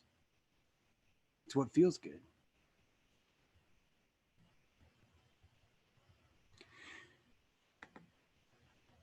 I did a poll in August, and I asked everybody, hey, do male politicians wear makeup before a press conference? And out of 140 people, 99% of them said yes. And you might find that not surprising. You might find that not weird. You might find, well, of course they do. I think that's a sign of Stockholm Syndrome, because all of us, even though they wear makeup, we pretend that we're not pretending that it's all fake. In other words, DC is just a stage. It's a reality show stage. And the candidate that wins presidency is just the one that captures the most eyes. Like the one that's the most popular. This is Jersey Shore. And Polly is president now. I've never seen that show. I'm assuming there's a guy named Polly because typically there's someone from New Jersey named Polly. Polly is president because he has higher ratings than anyone else. Can you understand that if voting is real, and I don't think it is, that's really what voting is. You're just simply voting other people off the island that you don't want to look at anymore. So what you're left with is someone that you want to look at. That's your goal. You're looking for someone to look at. That's how we've decided who gets to be president now, is we pick who it is we want to either look at more or least, basically.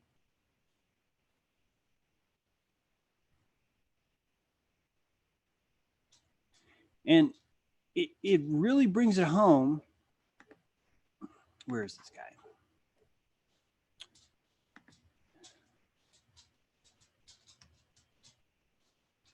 It really brings it home when you understand that not only do they wear makeup, but Donald Trump actually wears orange, like on his face, like orange. How do I zoom in there? I thought it was Command Plus. Used to be. Nope. This is orange makeup. And someone posted indictments are coming today, and it reminded me of a wrestling poster. And just because I had this up, you're looking at Hulk Hogan at the bottom. But the indictments coming is a wrestling poster, guys. It's a wrestling poster. We are putting wrestling posters up in our yard, and we're calling it democracy. We're calling it the title match. The only thing that's missing is the belt, the golden belt. And if our president was to wear the golden belt, we'd have it. I know a lot of you guys are probably thinking about idiocracy, and you're absolutely right. It's literally, this is what's happening. It's so crazy.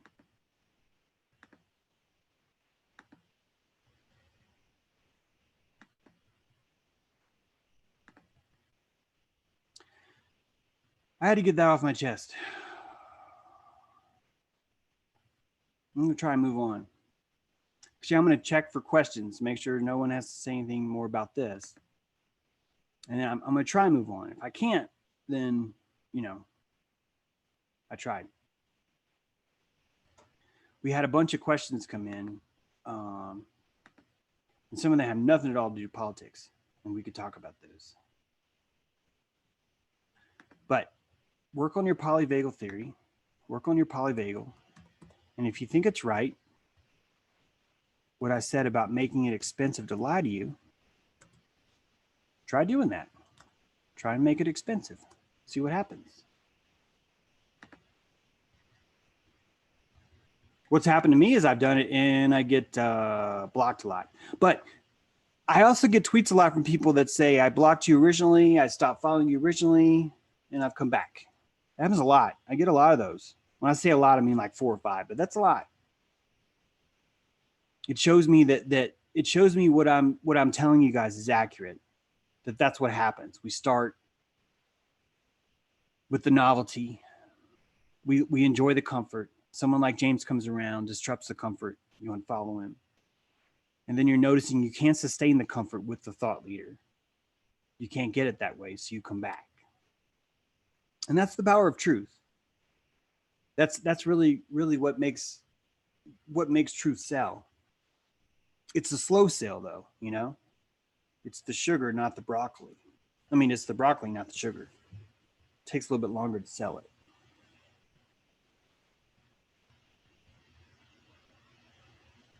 Okay, I don't see any questions in here. If you guys have questions or anything, just like, you know, make them in all caps. When I say questions, you know, I mean, if you got something to say or whatever. I have got some questions here that you guys might like, and I think I'll go over them. I'm gonna do this little water drinking intermission.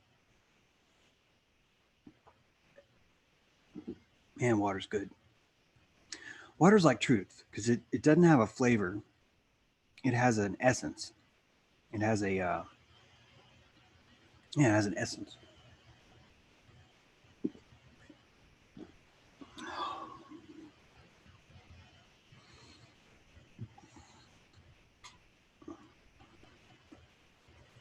Take off my shirt. This fire's working, man. It's working it. Congrats, guys, on the sobriety stuff. Okay, I'm gonna have to focus here, back on the thing. I'm really glad you guys are here, though. Part of me is like, I want to stop talking and just join the chat. There's more people here. Welcome, you guys. There are now 55 watching. That's amazing. That's huge. If you'd like to hit like, it would not suck. I may not have earned it, though. I don't know how good this show is. I'm going to try and turn it around, though.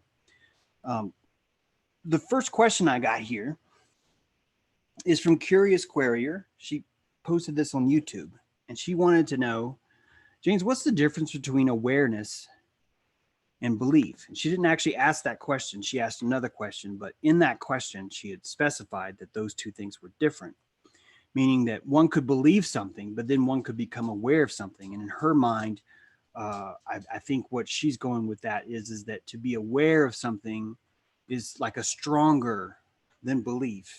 You know, like you could believe something and still be wrong, but you could be aware of something and not be unaware is kind of what she's saying. And what we're doing is we're losing the power of that word belief by looking at belief in that way. Belief does, I think we're losing our power by thinking that belief means not quite true, but almost. That it's like a subdivision of truth where you believe it, but you don't know it yet. And that's more like faith. That's more like having a conjecture or a theory or a thesis and holding that. I really want us to redefine what belief means, because belief is the only word that all of us can use to access our prana as a plasmatic force. The language has been used to hide our power from us. And one of the ways it's done that is by discounting the word belief, by making it look at something that's like lower than truth or whatever. There's a difference between knowing something and believing something, not just from the factual standpoint, but from the energetic standpoint. To believe something in the way I'm talking about it is to almost feed it a constant flow of your energy to create an orbit around yourself of, I believe in my child. That's a perfect example.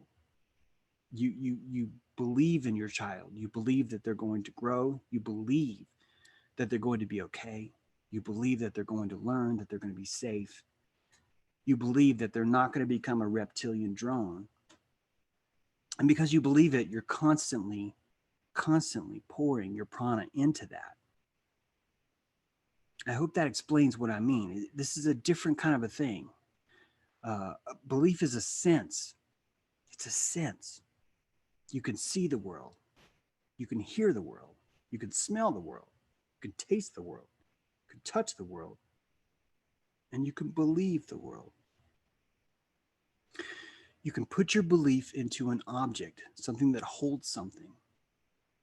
It's a charging. You can charge it just like you would charge a battery, just like you would put gas in a tank.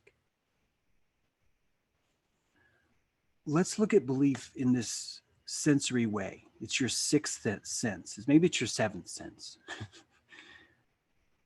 It's an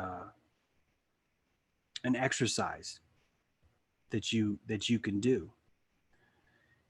If you have a plant in your cubicle at work, you believe that plant's going to be okay. You believe that it's going to thrive where you've placed it. It's not just a one and done thing.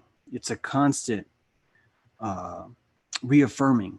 It's an authorized leak of prana, is really what it is. You've taken your ego and you've said, I believe that I can write a book and people will buy it, and I can sustain myself off being an author. And so every day, I don't know that, I believe that.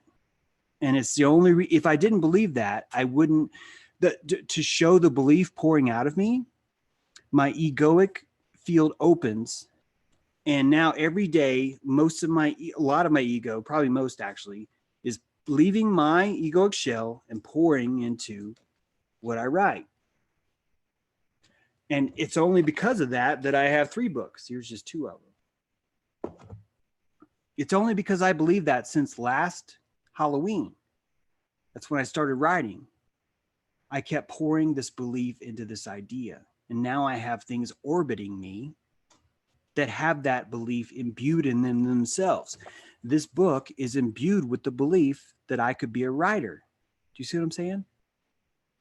Because I've been believing long enough, it's now sitting in shelves in Australia, New Zealand, France, Denmark, New York, Louisiana, Texas, Tennessee, Alaska, Oregon, Washington, California. The point is that tangible pieces of my prana have now left my orbit and now exist in other places around the world. That's freaking amazing. That would only happen if I had the belief, but it's not a faith thing. It's more than that. It only happened if I was to open a channel from my own egoic field and to pour all that belief into that essence, into that idea. A child's a better example, but I don't have a child, but it works the exact same way. You're encouraging that child to be the best I am it can be, where all of its cells are constantly saying, I am 5 years old. Your belief is reinforcing that at all times. Belief is it's a life force. It's really, really so much more important than faith. I'm going to say that answers that question. And the reason why is because what she really asked was this. What Curious Querier really asked was this. James, question. Say someone is dating an extreme narcissist or even a criminal, and they knew something was up. Then they were willing or able to become aware of what was truly going on. Say the partner was a stealth jet violent drug lord. Then the uninformed person, wait, let me show you this so you guys can read it. So some of you guys would probably rather. This is kind of this is difficult worded, but I get the gist of it. Then the uninformed person in turn makes informed decisions on their next step. What would your comment be about this? The fact that that person became wise to what was perhaps hidden before. Could you speak on that in your next video? And look at me. This is my next video, and I'm speaking on it. Here's how I interpret that. You are in let's go back to that child that's learning how to walk. And he's entered into bondage with his mom, with holding her hand. At some point, that child is going to become chemically in a different state where it no longer wants its hand held. It's ready to see its own way, to walk its own way. And when you notice a narcissist in your life, just to answer this question directly, what you're really doing is noticing your own slavery in a system. And you'll lose the lesson if you just blame them. If you blame your mom for your bondage because she's holding your hand, you're missing the entire point of everything that was happening. It's important that because we equate slavery with shame, we will instantly insist that we never wanted that it was forced on us by someone else, right? I mean, that's how it's presented. We picture Roots, we picture the movie Roots, we picture people in chains, and that's literally just not really how it happened. Especially if you look at indentured servitude, if you look in Rome, how much slavery was in Rome.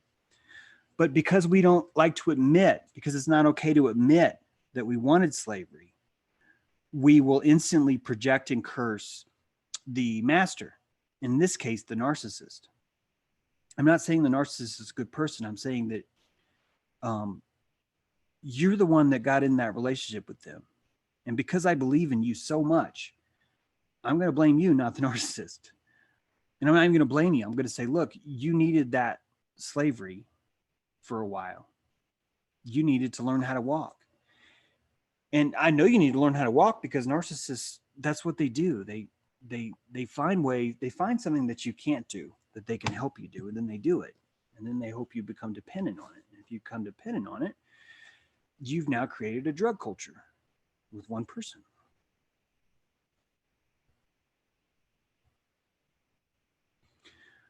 People don't like what I have to say about narcissism because I'm always blaming the codependent. I'm always blaming them. And I'll tell you why. It's because I love you guys and I want you to stand up. And if you go on this tirade about how, not tirade, but if you play that role more, if you feel victimized more, it's going to take you that much longer to stand up. By the way, I don't think that that's what Curious Query was getting at, but because she said the word narcissist, that's the thing that I wanted to say in reference to that. Okay. And then she says, I purposely use the word aware to mean learning from experience directly instead of belief. That's why I wanted to say that first, because those are really two different things.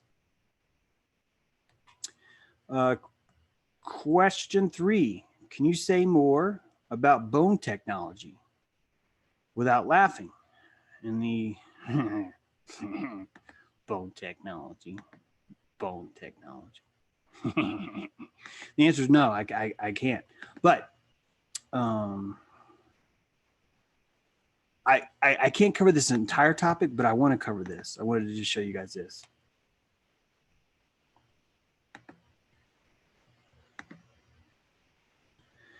Here's a search in the Bible for all the mentions of bones.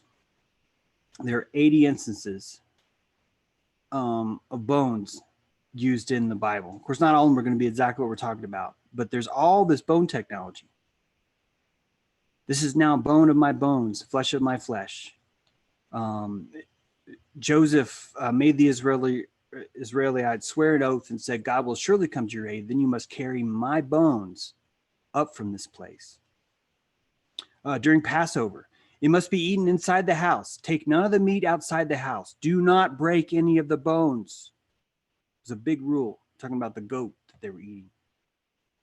Moses took the bones of Joseph with him because Joseph had made the Israelites swear an oath. Had he said, God will surely come to your aid, then you must carry my bones up with you from this place. They must not leave any until morning or break any of its bones. This was the goat that they were eating. You cannot break its bones. Fascinating. They devour hostile nations and break their bones in pieces. Add Joseph's bones, which the Israelites had brought up from Egypt, were buried at Shechem, in the tract of land that Jacob bought for 100 pieces of silver. Before I get back to this, I want to show you guys something really fascinating. Cave of the Patriarchs. Okay, So, the patriarchs. There is a place called the Cave of the Patriarchs. Now, let me show you this. Okay, you already seen it. Great. So, here's the southern view of this building. Notice it's got 2 towers. And there's a drawing of it. This is actually supposedly Sarah. There's a cave, and they're burying all the Nephilim in one place. I'm using Nephilim loosely here. I'm talking about the Abrahamic patriarchs. These would be children of Noah. Here's the tomb of Isaac. I think this is okay. There's the tomb of Sarah. Here's a bunch of guys praying. These are Muslims praying at the. Okay. So here's what's weird. This cave of the page. I'm sorry. I'm trying to find the cave. Notice that there's Muslim and Jews there. Okay, that's really important. Here's a Jewish bride praying at the site before a wedding. Okay, this is the second most important religious building in Judaism, Temple Rock being the first, and also in Islam is the Cave of the Patriarchs right here. This is what I wanted to show you. There's a stone canopy above the more visible known entrance to the caves. Okay, now hopefully they'll show you a close-up of this. There you go. There you go. Can you guys see this? I bet you can.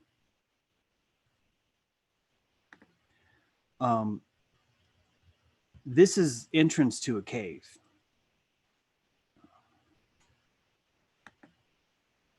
Bone technology. Scooby-Doo laughs at bone technology. You know, they make fun of it. Oh, it was built on an old Indian mound, and now Farmer Brown has haunted the place. That's the perfect way to dismiss it. It's a blatant camouflage. If you're going to put it out on a pedestal in front of everybody, no one will think it's true. It's just too crazy, or you're framing it in a cartoon so it doesn't become real. The Cave of the Patriarchy has Jacob, Isaac, Sarah, Joseph. Yeah. And the same some of those patriarchies are actually Islamic patriarchs too. Here's guys, this cave, I think, is what haunts the entire world. I know that's like, what? The reason why it haunts the entire world is because so many people believe. When you believe in Islam, when you believe in Moses, when you believe in Noah, when you believe in anything, remember what I was talking about earlier? Your prana, your egoic prana is pouring out of you and going somewhere. So it's going to the church if you believe in the church. But the church has it delegated elsewhere. In fact, most churches have a pulpit that is haunted with bones. There's actual relics placed inside the pulpit. Again, more bone technology. There are bones in here, guys. This is a cave of bones, but it's not just bones. This is the Cave of the Patriarch bones. All the patriarchs are going to be the collectors of all that prana. So even though your church is getting your prana by you going to church, the haunted nature of that pulpit with the displaced bones in there and with the symbolism of that bones, I think, are delegating it, sending it up the chain of command and eventually into the Cave of the Patriarchs. So the entire Abrahamic religion requires a first altar. It requires a first spirit, a first demon. Back up here a sec. What if all the demons that we see in the world are people like us that died, that didn't know they were dead because no one told us what life was like in the afterworld? And so a bunch of us are blind spirits that are wandering around with their eyes closed. I'm talking about the dead people, these demons. And every now and then they see a firefly and they come up to that firefly and they run. And that firefly is someone with an ego that has a hole in it. Their auric field has a hole in it, and they glow in the underworld. So this demon's able to go to the underworld to that glow. And when they get in that glow, they're actually looking behind a porthole and out into the world using someone else's endocrine system. They're jacking into your psyche, and they're utilizing it as a way to see what's outside of them. Hope that makes sense. That's what possession is. That's what schizophrenia is. That's what crystal meth is. That's what demons are. Check out Carl Wickland's book, 30 Years Among the Dead, if you're curious more about this. So let's stay with me here. Let's say that that's how it works. So what would happen in the cave of patriarchs? Well, you'd have the bones of your patriarchs all buried together, but displaced or displaced. I'm thinking the way you displace them is that you have to move them where they don't know, where someone else in their genetic line doesn't know where they are. This is a speculation, but this is my working theory. Displaced bones are bones that have been moved, but the person, the DNA string of that person doesn't know where they went. And when that happens, you create a spirit. The spirit of the bones leaves. It's now upset. It's lost its home. Its genetic tree is gone. Not only that, but its genetic tree is calling it a demon. It's like telling it, you're evil, go away. The power of Christ compels you. And you're throwing shepherd's prayer at it and shit. And all you are is going, I don't understand. I found a firefly in a field and I'm looking and I can see you. And I don't understand. If you were to keep doing that for thousands of years, you'd haunt the damn world. The world would be full of demons. Unresolved, displaced demons. Be full of them. And what if you wanted the world full of those kind of hauntings? What if you wanted that because you could tap into that haunted technology in one way? And what's that way? By owning the right bones. Because what happens in a church? The pulpit. Who's at the pulpit? The preacher. Inside the pulpit are the bones, the displaced bones of someone else. Which means that becomes a haunting. Maybe it's some kind of vortex. And all of our prana is able to come through and somehow be tainted in that way. This is why in the Bible, when we go back to the Bible quote, I can show you all these instances of, we will desecrate that temple with bones. It's always bones. It's always like, let's take out the Asherah grove and cover it in bones. Broken, chopped up bones. So what if you could harness that bone technology?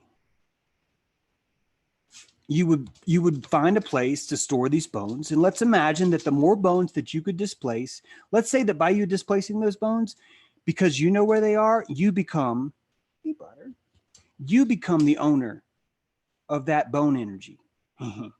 You become the power of that bone prana. So what would that look like? I think it would look just like this, guys. I think it would look like 200 solid miles of limestone catacombs covered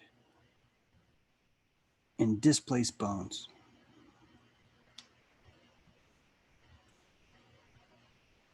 This is the Paris catacombs.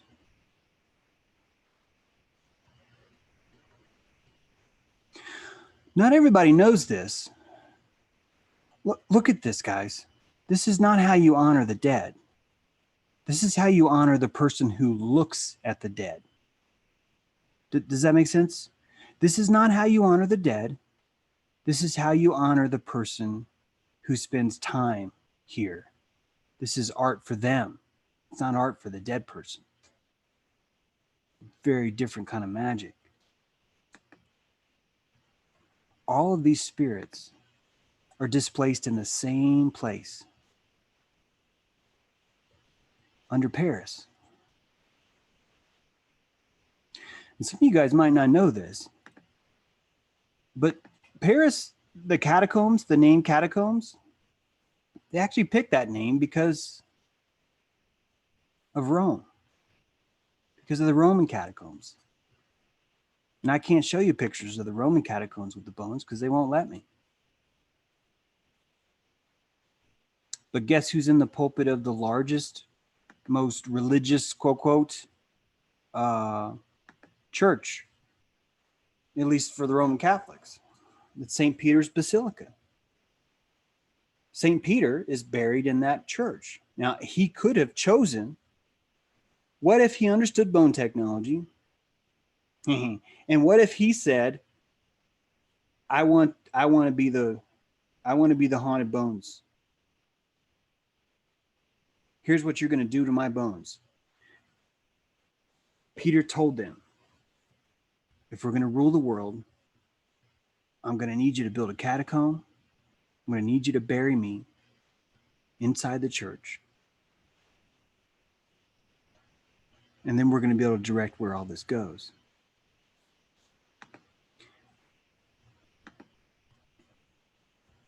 And you know what that fits?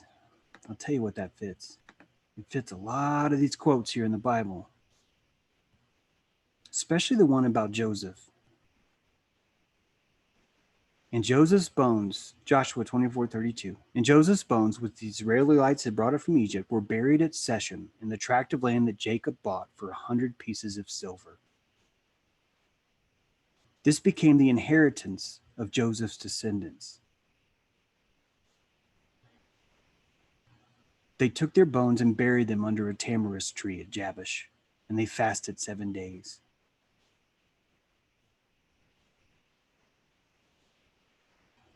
They buried the bones of Saul and his son Jonathan in the tombs of Saul, father Kish, at Zelah and Benjamin, and did everything the king commanded.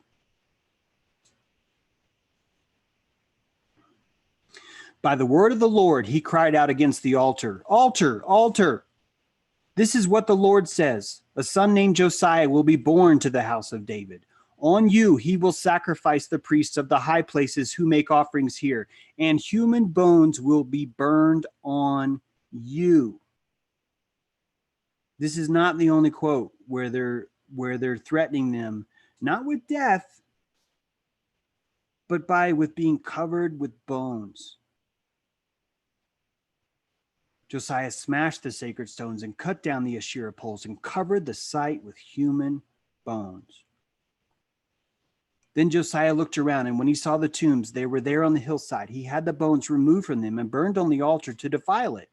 He took the bones, he removed the bones from the body, and then he placed the bones on the altar, and then he burned them there because he needed that bone technology to change that altar. And here it says to defile it. "Leave it alone," he said. "Don't let anyone disturb his bones." So they spared his bones and those of the prophet who had come from Samaria. Joseph slaughtered all the priests of those high places on the altar and burned human bones on them. Then he went back to Jerusalem. Chronicles, he burned the bones of the priests on their altar, and so he purged Judah and Jerusalem.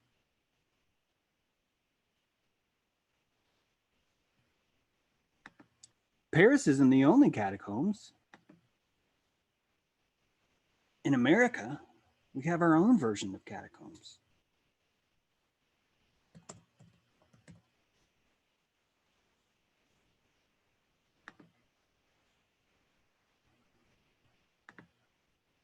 In America,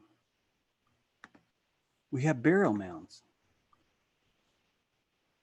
And this is just one. I grew up in a town in Chattanooga that has a huge one, but it's not like pretty lawn care like this. And not only that, but on that same place, in that same Serpent Mound right now, there's an insane asylum. Yep. I used to deliver pizzas there. I drive pizzas there to Moccasin Bend. And then when I was in college, I didn't know there was a burial mound there. No one did. And then we started the Chattanooga Intertribal Association, because someone found that mound there. And then for the next 5 or 6 years, we tried to like, you know, clean it up and stuff. And it was really interesting because it first got me into history. But these burial mounds weren't, I don't think that these were like all happy-go-lucky, like, oh, let's bury everybody in a burial mound. Although that did happen. Most of the ancestors were buried together, but in very organized fashion where everyone knew where everyone was. They each had their slot. Why? Because you have to tap into your ancestors. When you see someone going to visit a grave, there's an asynchronous connection. There's a coaxial download happening. You're giving your reverence to the ground, and the bones are giving their power to you. You're tapping into the totem of your DNA. People don't realize this, but you are an avatar of your DNA. Your DNA is a totem pole, and right now you are the face that's beholding the sun. You are the avatar for your entire DNA lineage. You know, billions of years, millions of years, 10,000 years, however old you think we are. That's how long your DNA chain has been somewhere here. All that to build up to just these really short amount of years where you're the front man, where you're the guy out in front. And some of you, like me, don't have kids, which means you're the top of the totem. You're the last one. And if that makes you sad, don't. Be proud of being on top of the totem. Think about how do you honor your ancestors in the best way possible with your life, even knowing that you're the last one. Embrace that. Say, fuck yeah, I'm the last one. Embrace bone technology. Because I think once you tap into your ancestors and you have an ego, remember, ego's good. I think you can levitate. Yeah. I did a stream about that earlier, so I won't go into that too much, but I think you can levitate. And these burial mounds, so you got Paris, 200 miles, guys, of bones under Paris. It's not like a few rooms, 200 miles. Who knows how much is under the Vatican? And guess what? On the Vatican, did you guys know that in order for them to build the basilica where they did, they put it on top of an existing cemetery?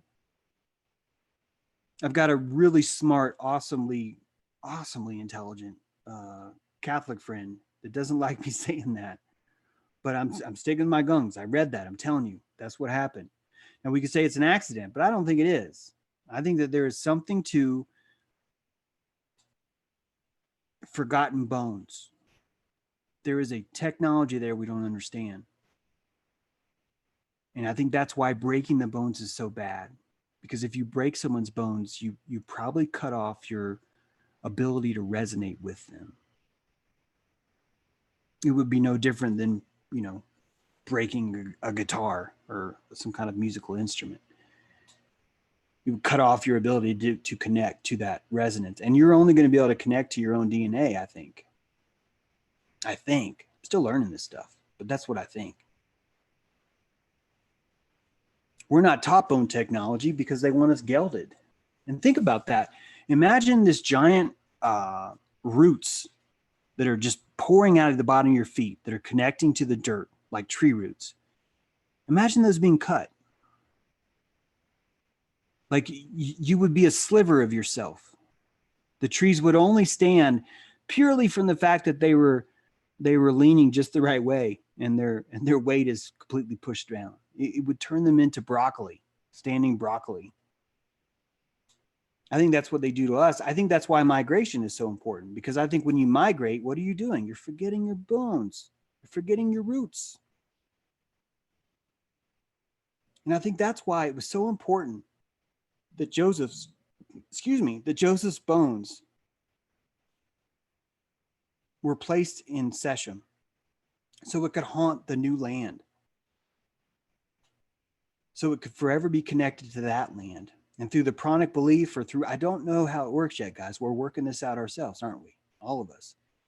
I think my book goes a long way to uncovering this technology because it's revitalizing belief. It's reemphasizing just how colossally important our prana is.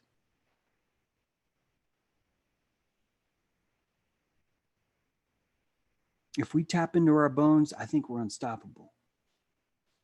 And if they cut off our bones, they're unstoppable.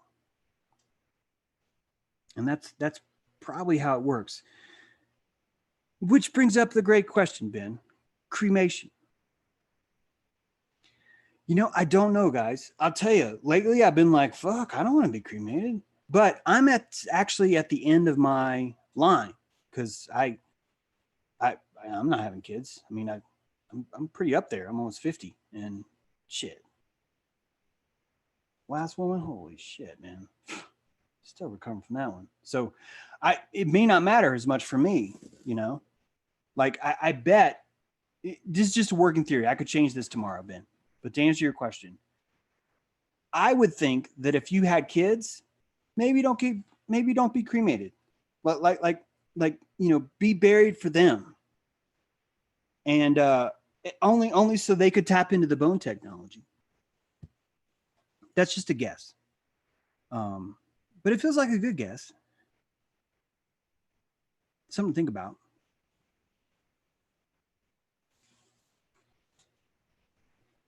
You guys good? I love how I'm asking you that. Like you're going to all say in unison, yes, or my back hurts, or whatever.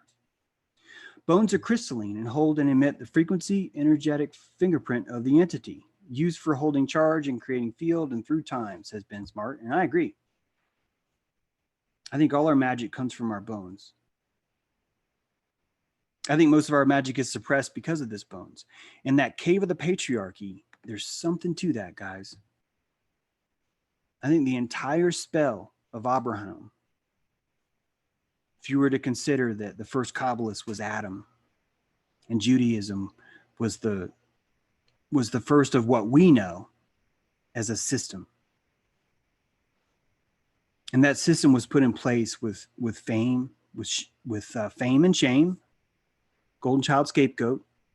That spell needed a center. It needed a catacomb, if that makes sense. It needed a catacomb, a place where that power could collect, could coalesce. And that's what the Cave of the Patriarchs is. It's that catacomb.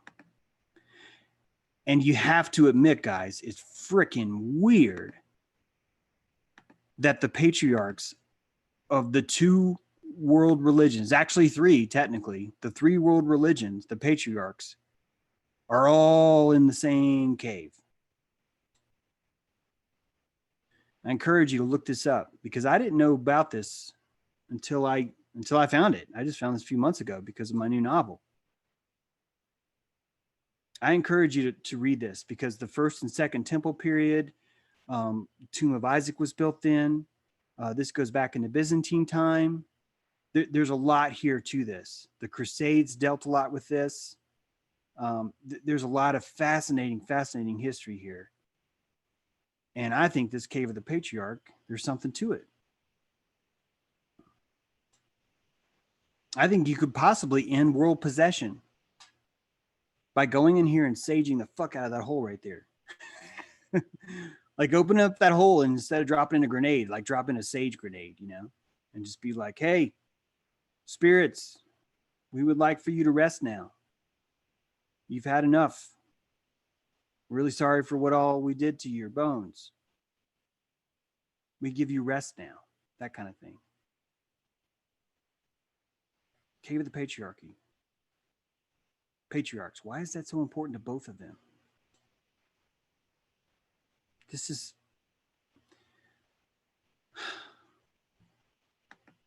Abrahamic religion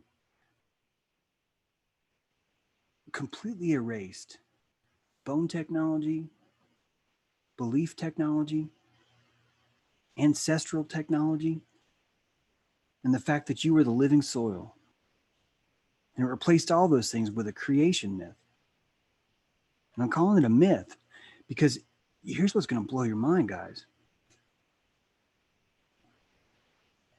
If you look at the creation story and you compare that to the golem, do you guys know what the golem is? They're the same thing.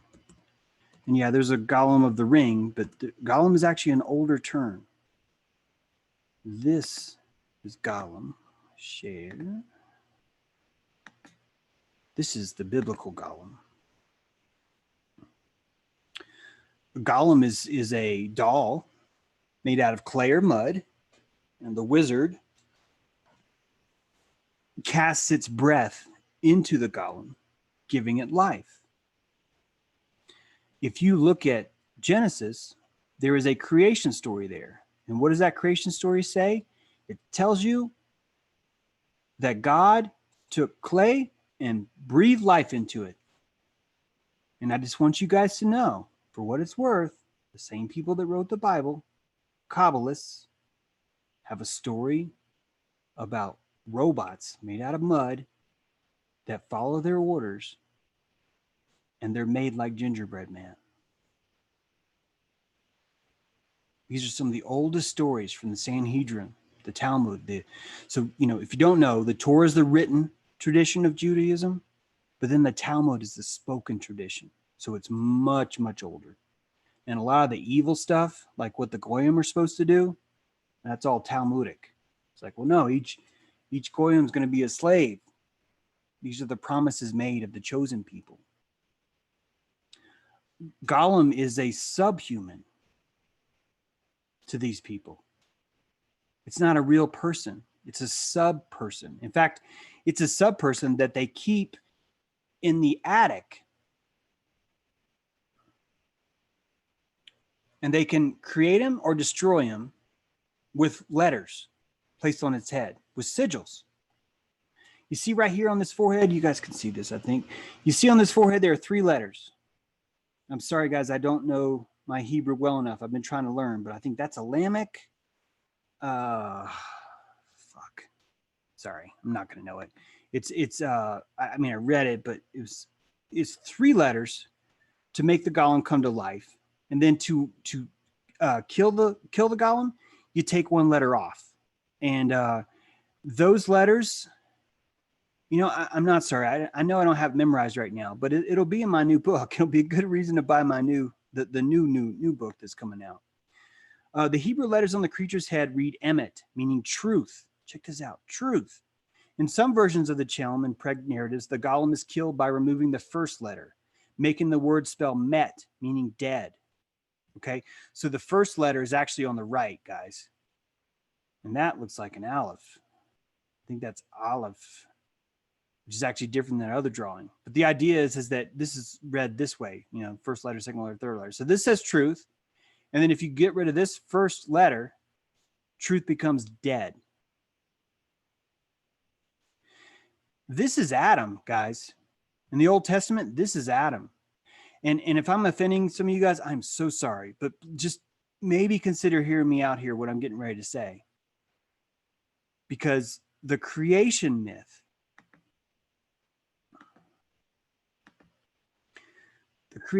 implies that the world was built, and then inside the world, other things were added. Animals were then added. People were then added.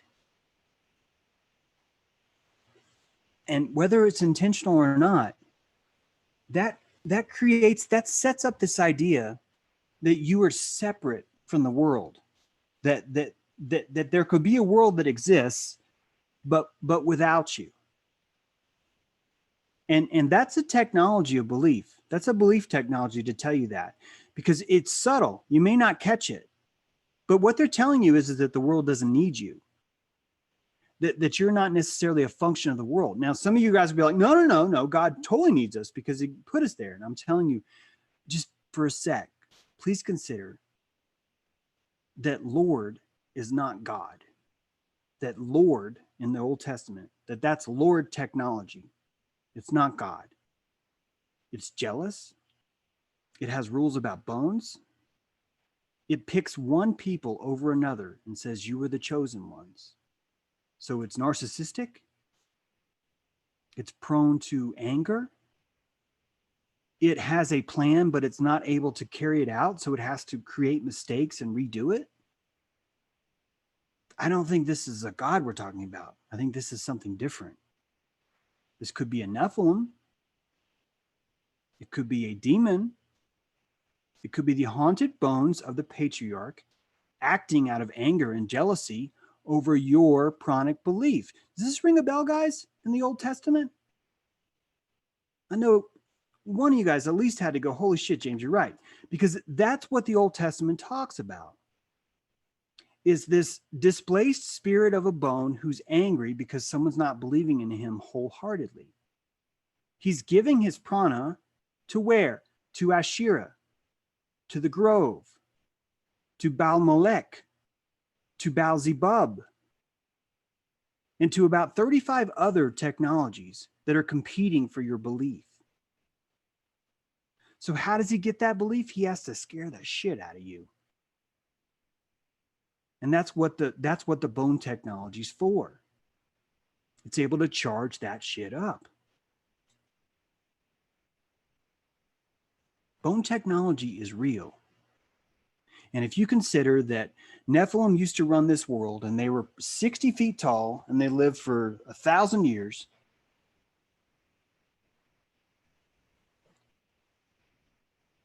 then they created a bunch of golem. And some of the golem were like our women today, freaking hot. They were really sexy. And they were like, I want to have that golem that I made. I'm going to have sex with that golem. And in the middle of all this psychotic rape, if you think about it, because if you're already the superior and now you're having sex with the thing that you made, it's definitely it's not what you would call an equilibrium relationship. So you already know that psychopathy is possible back then. Why is it not too far of a stretch to think about that the bone technology was utilized? That bones were tuned and placed in certain ways. Maybe holy shit, wow. Oh, what an idea, guys. What if the bones in the patriarch cave were giant? What if they were giant bones? Holy shit, can you imagine the possession? Like if all this is bone technology, right? It's tuned into bones, let's say it is. Wouldn't the technology be that much stronger in larger bones? So the whole cave of the patriarchy could easily just be the main hard drive for this internet of belief that's kind of been created. That has the duality to it, right? Because you've got Christianity and you've got Islam. You've got mercy and you've got severity, temperance and severity.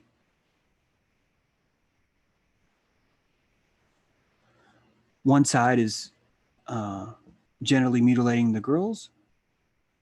The other side is generally mutilating the boys. Some of you are saying Islam circumcises themselves, and that's fine. But they still, they purposely mutilate the genitals of the females. Wouldn't that require someone psychopathic at least one point along the line, a long time ago, being there?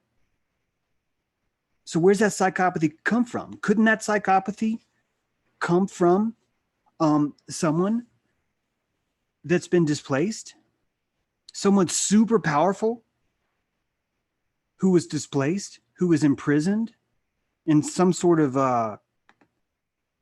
like cage or trap, but then venerated instead. Venerated, but also abandoned, like this. He puts the lotion on the skin unless it gets the hose again.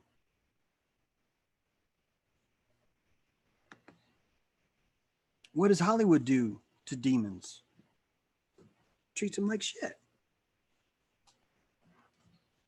What does our modern people do about demons? Treats them like shit. Calls them evil. Insists that they're nothing but awful and the worst thing possible they could possibly imagine. Picture yourself. What if you die? Okay, we're all going to die. What if when you die, you don't know that you're dead, and you're wandering through this world, and you're listening to everyone tell you how shitty you are because you're a demon? Would that up your trauma or lower it? Would that make you haunt something more or less?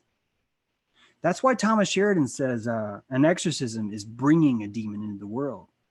I want to change what he says a little bit, just to give it my own flavor, because what I think it's really doing is you're christening the demon. Like it was already there, but now you're christening it in its badness. You're giving it a certificate that the entire world can see that calls it evil. And that perpetuates the haunt. Why? Because it's vibrating pain inside that bone, isn't it? That bone is resonating. Everyone thinks I'm evil now. Everyone thinks I'm evil now.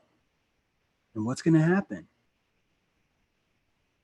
It's probably going to end up evil. If you're going to keep pushing that, if the entire world's going to push that, I don't care how strong your mind is, you're going to change. And I went through that too. Because when my wife told everybody that I was abusing her, all of her friends instantly just believed it and bought into it. And within a month, I was in therapy asking a therapist, I want to be safe. I don't want to hurt anybody. I was even believing it. I was possessed by the trauma of being called something else. And it got so bad that it finally broke through. In fact, if I wouldn't have written my first book and wrote about the whole experience, I think I'd still be possessed by that.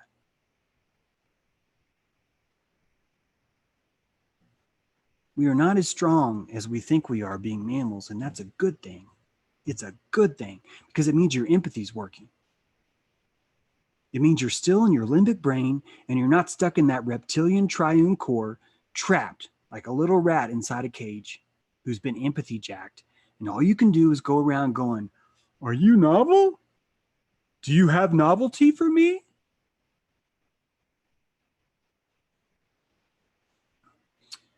I got a super chat for the powwow fund from Brent.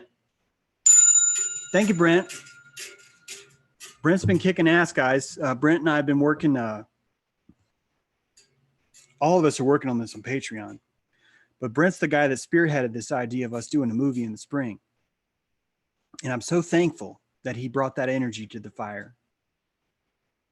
It's so important that we do something, because I don't want you guys to feel like all we do is just talk about stuff. I want us to do something. And if you guys want to be active, I would like to take just a moment here to tell you a little bit, really quick, about Patreon, because you can join us on Patreon.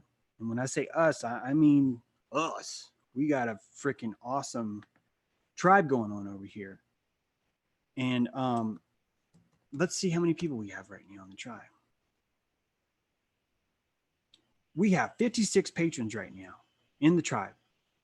And that money right there has already been used on, we got a camera. This is a great camera. It's got an AI portion to it, microphone, and another camera.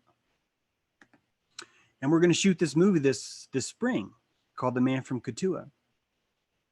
And it's 3 acts. We've got the past, the present, and the future. The entire thing's going to be shot around the ring of a campfire. And it's going to culminate in a powwow. And this powwow, we're inviting everyone we can get to come there. And the idea is that everyone who comes could try and dress in period. You don't have to dress in that, but during filming, you know, everyone who's in period dress is going to have to be out around the campfire so we can film that correctly, so it looks right, so we can get the right scenes we need. So it's sort of like a reenactment powwow. And think about it, this powwow is also the same kind of thing we can use to create a real government, a government that is actually a unanimous government. Unanimous government means we only do things that people agree on. There's no such thing as majority decision, because that would be violating someone's rights. Right now, we go to war by majority. We say, well, majority people thought so, so you're going to have to pick up this gun now and shoot somebody. Here's the link to Patreon. If you guys want to come join, it could be a couple bucks. You could just follow it if you want. I know that not all of us have money. I am one of those people. So don't feel like that's necessary. If you want to throw down with this thing, and do it, because it's going to feel good. I guarantee you this is going to be a rewarding experience for all you guys, because it's going to feel like we're accomplishing something, that our time's actually going to something. So I really recommend it. No pressure, but I recommend it. I think it'll be a lot of fun. We'll probably start doing meetings soon.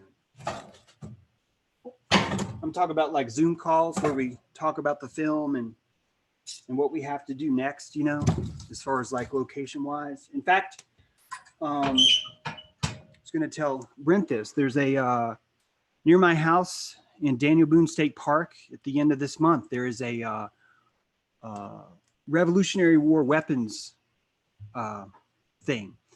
And I think it'd be a great opportunity to do some filming. I filmed some video already with the new camera that captures some cool things, because there's a lot of reenactors around there. And it's really interesting because reenactors, I've only just recently realized this, reenactors are they're like living footprints. Like the people from our past are still here today, and other people are walking through their shoes out of reverence for them. So even they are tapping in to the same kind of ancestral worship.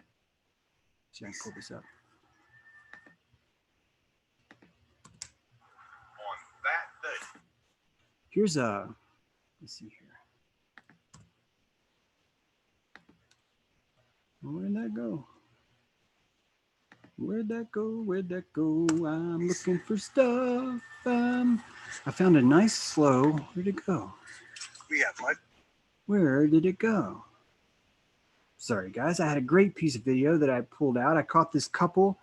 They were doing the reenactment thing, so they were in period dress, and I caught them in a candid moment. They couldn't see me. They were inside this fort. I'm telling you about video instead of showing it to you. Sorry. I need to get better at these streams. I admit that was not cool. So yeah, that's my spill on Patreon. Love to have you. Love to have you. I think it'll be a lot of fun. And I think we'll be doing stuff. Greg, someone just bought a book. Someone just bought a book. Thank you, Greg. Sorry, Wiley. Didn't mean to wake you up, but someone bought a book, and that's what you have to do. Greg bought Blueprints of Mind Control. Thank you, Greg. I appreciate that. All right. So I am in North Carolina, Chontilla. Bone technology. I don't think I see any questions here about that. Yes, you can wear a loincloth. Isn't it weird how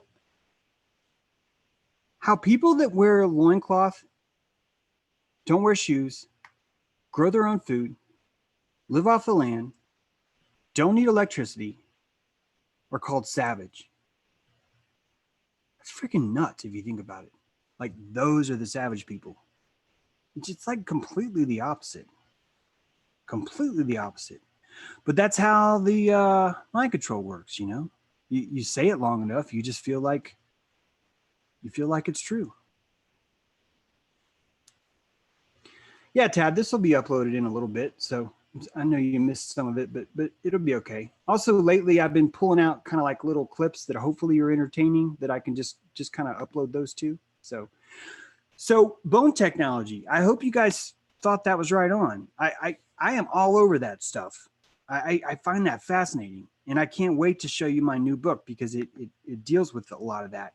That's not an ad for a book, by the way. The book's not even out yet. I'm just saying that I'm really excited about it. I think it's really fascinating stuff. Go to the next question. How to force an altar is the next question. Basically, James, what are the common denominators of mass shootings? Can one be unknowingly forced to commit atrocious acts? Thinking of Darren Brown type achievements in Push or Apocalypse. He was recently seen with the Clintons, which I found strange. Freaking killer question. So Darren Brown is this hypnotist magician, and he does this show. You guys should look it up. He convinces a lady to electrocute a cat, or she thinks she is, things like that. But instead of wrenching them, because, you know, who knows, those guys could be you know, actors or whatever.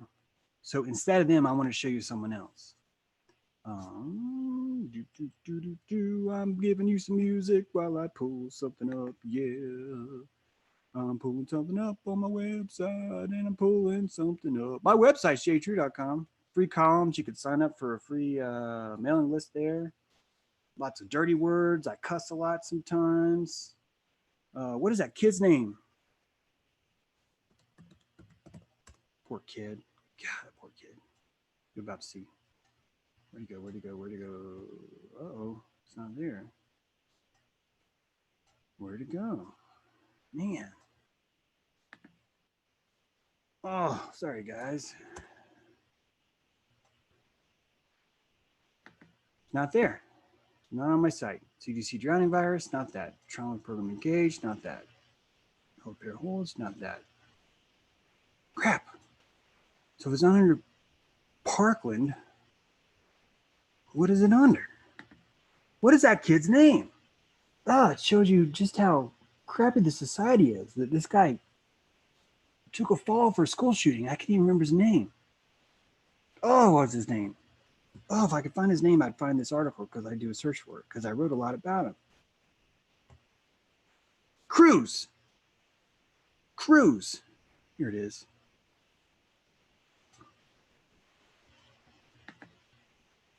The panda virus. Share. Poor kid. You guys remember him. Man, I hope some of you guys aren't like, how dare you call him a poor kid? Nicholas Cruz. I don't believe that he actually said, I'm going to be a professional school shooter. He could have, but I don't think that happened.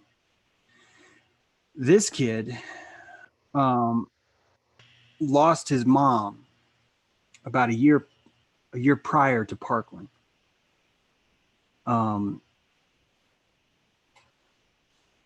He was a TI, targeted individual. This was in Sheriff Israel, Scott Israel. You know that shitbag, Scott Israel? It was in his and Debbie Wasserman Schultz's backyard that Parkland happened. And he was a TI, which means that a bunch of FBI fucks have a file. Why? Because there's a centralized education that has a file on all these screwed up kids. And the FBI gets to go in there and finger through the files and pick out kids they want. Then they can go target them. And they can target them through cell phone. They can target them through voice to God, that where you can beam sounds into someone's head. This guy was turned. Nicholas was turned. He wasn't even at school the day this happened. He called an Uber. The Uber took him to school. And I'm speculating right now, but what I think happened is that he got a text from a girl, what he thought was a girl at his school, saying, you need to get down here. We're having a drill, we can hang out, whatever. He rushes down to the school. Right as he gets there, the school shootings happen. He's not even able to go inside. So instead, he goes to the McDonald's to look for that girl. He can't find her. Then he goes to Dairy Queen. And it's in front of Dairy Queen that this picture happened that you're looking at, that he got arrested. This kid was a targeted individual. He lost his mom and he was psychotically breaking from that. And he was seeing a therapist, a state-sponsored therapist, who put him on fucking drugs. He didn't have a somatic session with him like I do with some of you guys. We didn't sit down for 2 hours and I talked to him about it and we somatically looked for his pain and released it. They gave him fucking drugs. So the answer to the question, can you be forced into that? Of course you can. Of course you can. It's pretty easy. All you need is trauma. All you need is a little bit of that trauma to be placed in there. This is a mental mitosis, guys. You know what mitosis is, right? The cell splits. I gotta move my leg. The cell splits into two parts. It becomes two cells. And that is alter programming. That's how alters get programmed. An alter is only programmed if it has parts, if it has divisions inside of itself. 3 days ago, I was on Twitter really proud of myself because I released this video telling people that ego was good. And someone's arguing with me saying, no, it's not your true self. It's a different version of yourself. And I'm watching mitosis happen right in front of me to this person. This person is taking their entire power and saying, this is not who I really am. It's a different version. It's a looking glass version of who I am. And I'm supposed to reject this ego. All this power I'm supposed to reject because I'm not my ego. I'm this other part. You're one and you're separating into two. And when you separate into two, you can work on one because they're weaker. Why? Because half your prana is going one way and half your prana is going the other way. These guys were deeply splintered through trauma, and they were coached. I don't say this lightly. I've got 12 cases here documented. Don't know why pandavirus doesn't show up in my searches, by the way, but I've got 12 cases. If you do a search for Parkland, you'll see it. I'm sorry, if you do a search for, it's actually trauma programming thing I did. Possession in the targeted individual. Here, I'll show this to you. I studied this. I wanted to know, how does this TI stuff work? And how I found that out is I found as many cases as I could. I looked at Esteban Santiago, age 26, walked into Fort Lauderdale Airport and shot the place up. Guess what? Sheriff Israel, Debbie Washman Schultz. This guy was a combat veteran, kept calling the VA saying, fuckers, I'm hearing voices and they're military. It's not demon, it's a military thing. And they didn't do shit. Ends up shooting up an airport. Parkland, you know about Nicholas Cruz. We just talked about it. Cruz kept saying it was a demon. A demon kept telling me what to do. There was a voice in his head that kept telling him what to do. It's important you guys understand two things. One, never, ever, ever has any clinic, any professional, any psychologist, any psychiatrist found a chemical imbalance in anyone. Never. 0 cases of that. None. Which means all the drugs we're giving is complete bullshit. It's bullshit. There is no chemical. If you put a drug in someone, you're going to change their behavior. If their behavior is closer to what you want, you get to call that drug a success. Ritalin, that's the first tower. All these drugs are evacuations of the person. Instead of someone helping Nicholas Cruz with his trauma, they're giving him drugs, which makes him open to the possession, open to the demon. The second thing I want to tell you, so that's first thing. There's no such thing as a chemical imbalance. You say that with 100% confidence, guys. I know that you're supposed to look that up yourself, but I guarantee you, if you look that up, you'll find it's true. And I want you to remember that because I want you to be able to use that. I want you to pull that out of your holster. The next time some fuck tries to tell you about mental illness, pull out that fucking thing out of your holster and say, did you know that not once have we found what the chemical is that was supposedly in balance? Not once. It's bullshit. It's all bullshit. The second thing I wanted to tell you, hallucination is a very specific term. Nicholas Cruz was not hallucinating a demon voice. Here's how I know. This is the clinical, by the way. You can ask, and some of you guys know, I hang with some pretty big dudes. Jerry Marzinski, he's my bro. I've talked to these people about this stuff. All right? A hallucination has no timeline. Do you understand? A hallucination doesn't have a revolving timeline with characters that come in and out of the drama. Hallucinations don't have external information in the world. Hallucinations can't fulfill math functions. A hallucination is going to be crazy. like crazy. So crazy is the wrong word. Hallucination is going to be disjointed, unconnected. Frisbee fish sex space dumpling. Everything's normal. Everything's normal. Everything's normal. Everything's normal. Everything's normal. Everything's normal. Caffeine, coffee, bugs, up my nose, butt sex. Everything's normal. Everything's normal. Everything's normal. Everything's normal. Legos, play toys, rain, veils, Bluetooth. Everything's normal. That's hallucination. What Nicholas Cruz was having was voices. He was having a communication with something, whether that be his psyche or whether that be the TI in the van. We don't know. We'll never know. Because we always have one central federal bureau that investigates school shootings. Any of you guys want to tell me why the Secret Service was at Parkland that day before the shooting? Anyone tell me why? Preaching the choir, but damn. Guys, they don't even have to hide this. It's not even like they're working that hard to go, oh, we can't go there. Well, freaking expose us. It won't expose them. Next case, Denver, Scott Ostrom, healthy 18-year-old with a hobby for fitness and camping. One night he takes 16 doses of LSD at a party, and what happens? His psychic shield falls like a pair of trousers. Now everyone's drinking around there, so he's turned into like this puddle of wax. He's on the floor, right?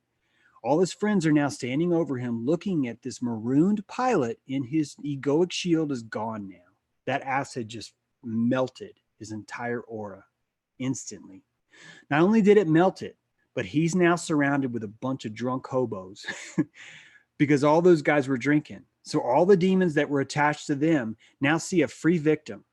They see Scott on the ground, basically prone, just waiting for them to take him. And his shields are down. What happens to Scott? He spends the rest of his life fucked. Like he just can't function. And I've met guys like this. When I worked in a wilderness camp, I had one of my kids that had this happen. His hair was dipped in LSD. He had dreadlocks and his hair was literally dipped in a glass of LSD. This guy, Scott,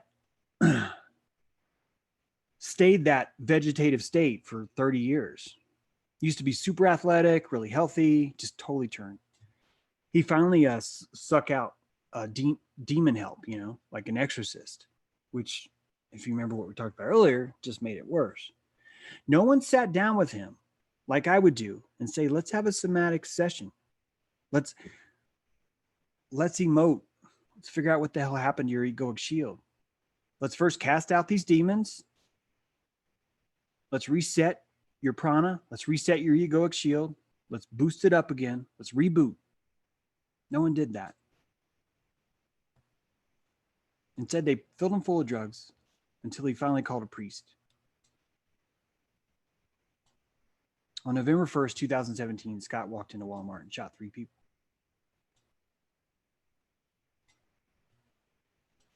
He was hearing voices at the end. Wade Anthony Melton kept hearing muffled voices since he was 17. He was treated for schizophrenia. Albuquerque shot up his warehouse there. Same kind of demon possession. Hearing these same kind of voices. Very particular though. They sent him to another store 300 miles away that he'd never been to, but his boss, it's like a small chain. So like there's like 5 stores. I don't know if it's 5, I'm making this up, but there's like 5 stores, right? He works at one. He shoots up that place, and he gets in the car and he drives to the other store and he shoots one more person. These actually there's one more piece to that. The person that when he went to that other store, one of those people in that store a few months later shot someone. Like same kind of demon possession, like a tuning fork basically had been struck. He went in with the tuning fork, placed it on the ground, and sympathetically vibrated. The demon somehow was able to spread. Aaron Alexa, 2013, DC, Buddhist from Texas, worked in the Navy, went into the naval yard, shot people up. You guys might remember that one. Myron May, a Florida prosecutor. Same kind of story. Was hearing, didn't call it, half these people called him demons and the other half called him tech. The people that called him tech knew that the tech existed, if that makes sense. An Army Ranger, a perfect case of that is, who was the Army Ranger guy? There's another one there. Raleigh Castile in 2012. He was shooting people in I-96 corridor. One of these guys was at a hotel and called the base and said, look, man, they're in the hotel in the other room. And I just got out and I went and got another room. And 4 hours later, they moved and they got to another room. I don't know if it's true. I'm just saying that half of them were calling it demon and the other half were calling it Army tech.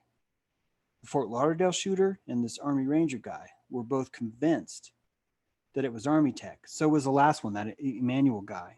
He was claiming the helicopters were following him. Every one of these guys was given drugs and gaslighted, like hard.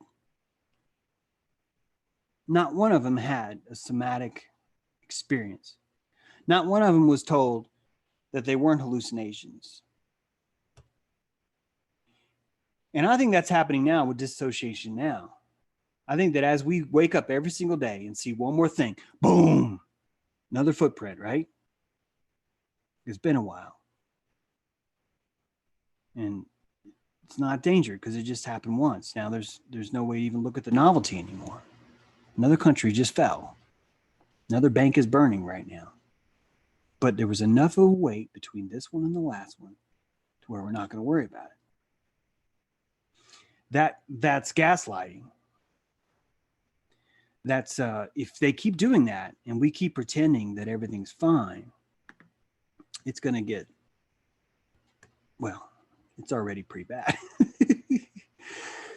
Eventually, more and more of us will breach, right? More and more of us are going to have Nicholas Cruz and just not be able to really play with this anymore. We just had enough. So to answer that question, that's how you force an altar. You can TI it. The key is just to abandon it. The key is after Nicholas Cruz's mom died, the key is to just give him drugs.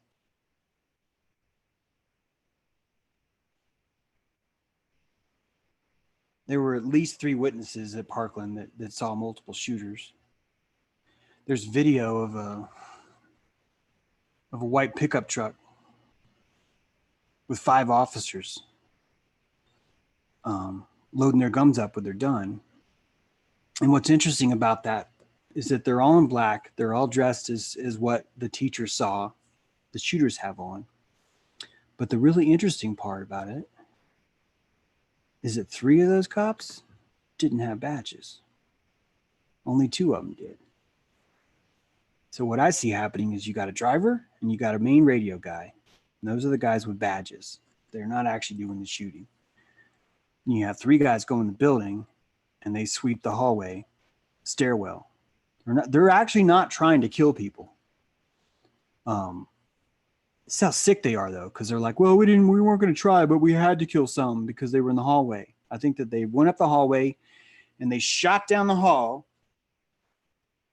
And sadly, some of those kids were still running in the hall or ran out or physically saw them, like physically saw the shooter. And they realized, I'm going to have to kill you now. And I'm saying this because one of the teacher's eyewitness reports, she encountered one of the shooters. It was a big guy, mask on. And she only survived. It's like a fluke. Like she saw him. He tried to shoot her. I think the door was closed or something, or it was shut or something, and she was able to live. He was trying to kill her because she was a witness. They don't do school shootings to be cruel. Those asswipes, man, they sleep at night. They're like, oh, it's just part of the job. I'm crowd control. It's no different than a bouncer at a bar. Yeah, man, I had to put him down. What are you gonna do? It's my job. That's why they pay me. They pay me to be here. And if I have to put someone down, I got to put someone down. These people sleep at night. Why? They're not connected to their ancestors. They don't have the bone technology telling them, dude, you've got centuries of ancestors that want you to be good, that are willing to give you power so you can be better.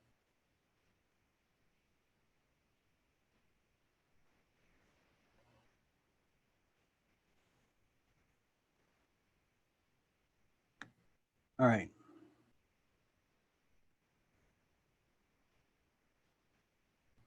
I think that's enough of that topic. That is actually the last question. When I say last, that's the last question that I wrote down for now.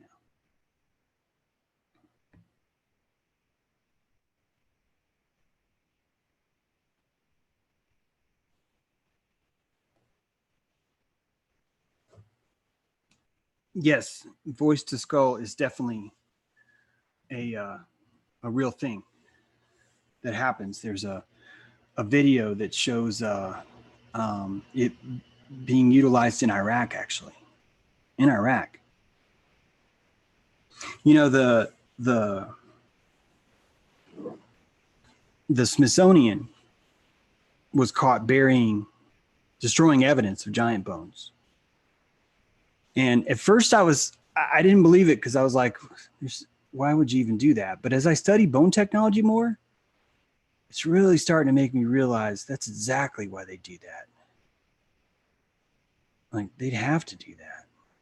Because once you start to understand, man, if you're seeing the world closer to how I see it now with my cosmology, everything changes. You end up writing books called Technology Belief, where you're writing about prana, where you're writing about energy, where you're writing about tapping into your ancestors. I never would have thought of that if I was stuck in scientism, still believing that we're spinning on a fucking rock in the middle of a void. Like, I never would have had the ego to do it. Last week, I posted about the dangers of Alice and Through the Looking Glass. And I was attacked because people were like, this is all about ego for you. And I get that a lot. And it's suddenly occurring to me, this shit works. My ego is so rich right now, like so strong right now, that people are intimidated just by that. And guys, I'm not going, oh, I know what I'm doing on the right. I'm just telling people how I feel about stuff, trying to lay it out and explain it. And their problem is that I'm bringing too much ego to it, which tells me there's no way you're going to get to where we are at now without ego. I don't even want to say good ego. We're misunderstanding ego to assume that there's a version of ego called bad. The lack of ego is bad. The narcissist has no ego. I know it seems like you've been told the exact opposite, but it's not that way. And when you see people that are desperate, that are making poor decisions, they lack ego. They don't have enough respect for themselves to want to have a good reputation. They don't understand the value of the prana, of having that essence of pride.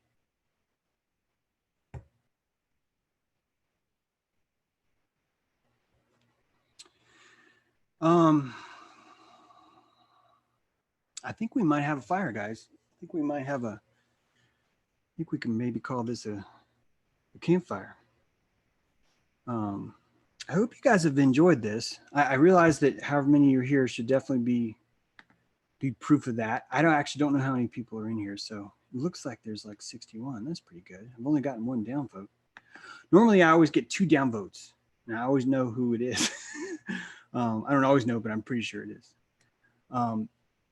Oh, thanks, Ben. I feel like maybe I was kind of not so great tonight because of the topic, but I just want to thank you guys for tuning in.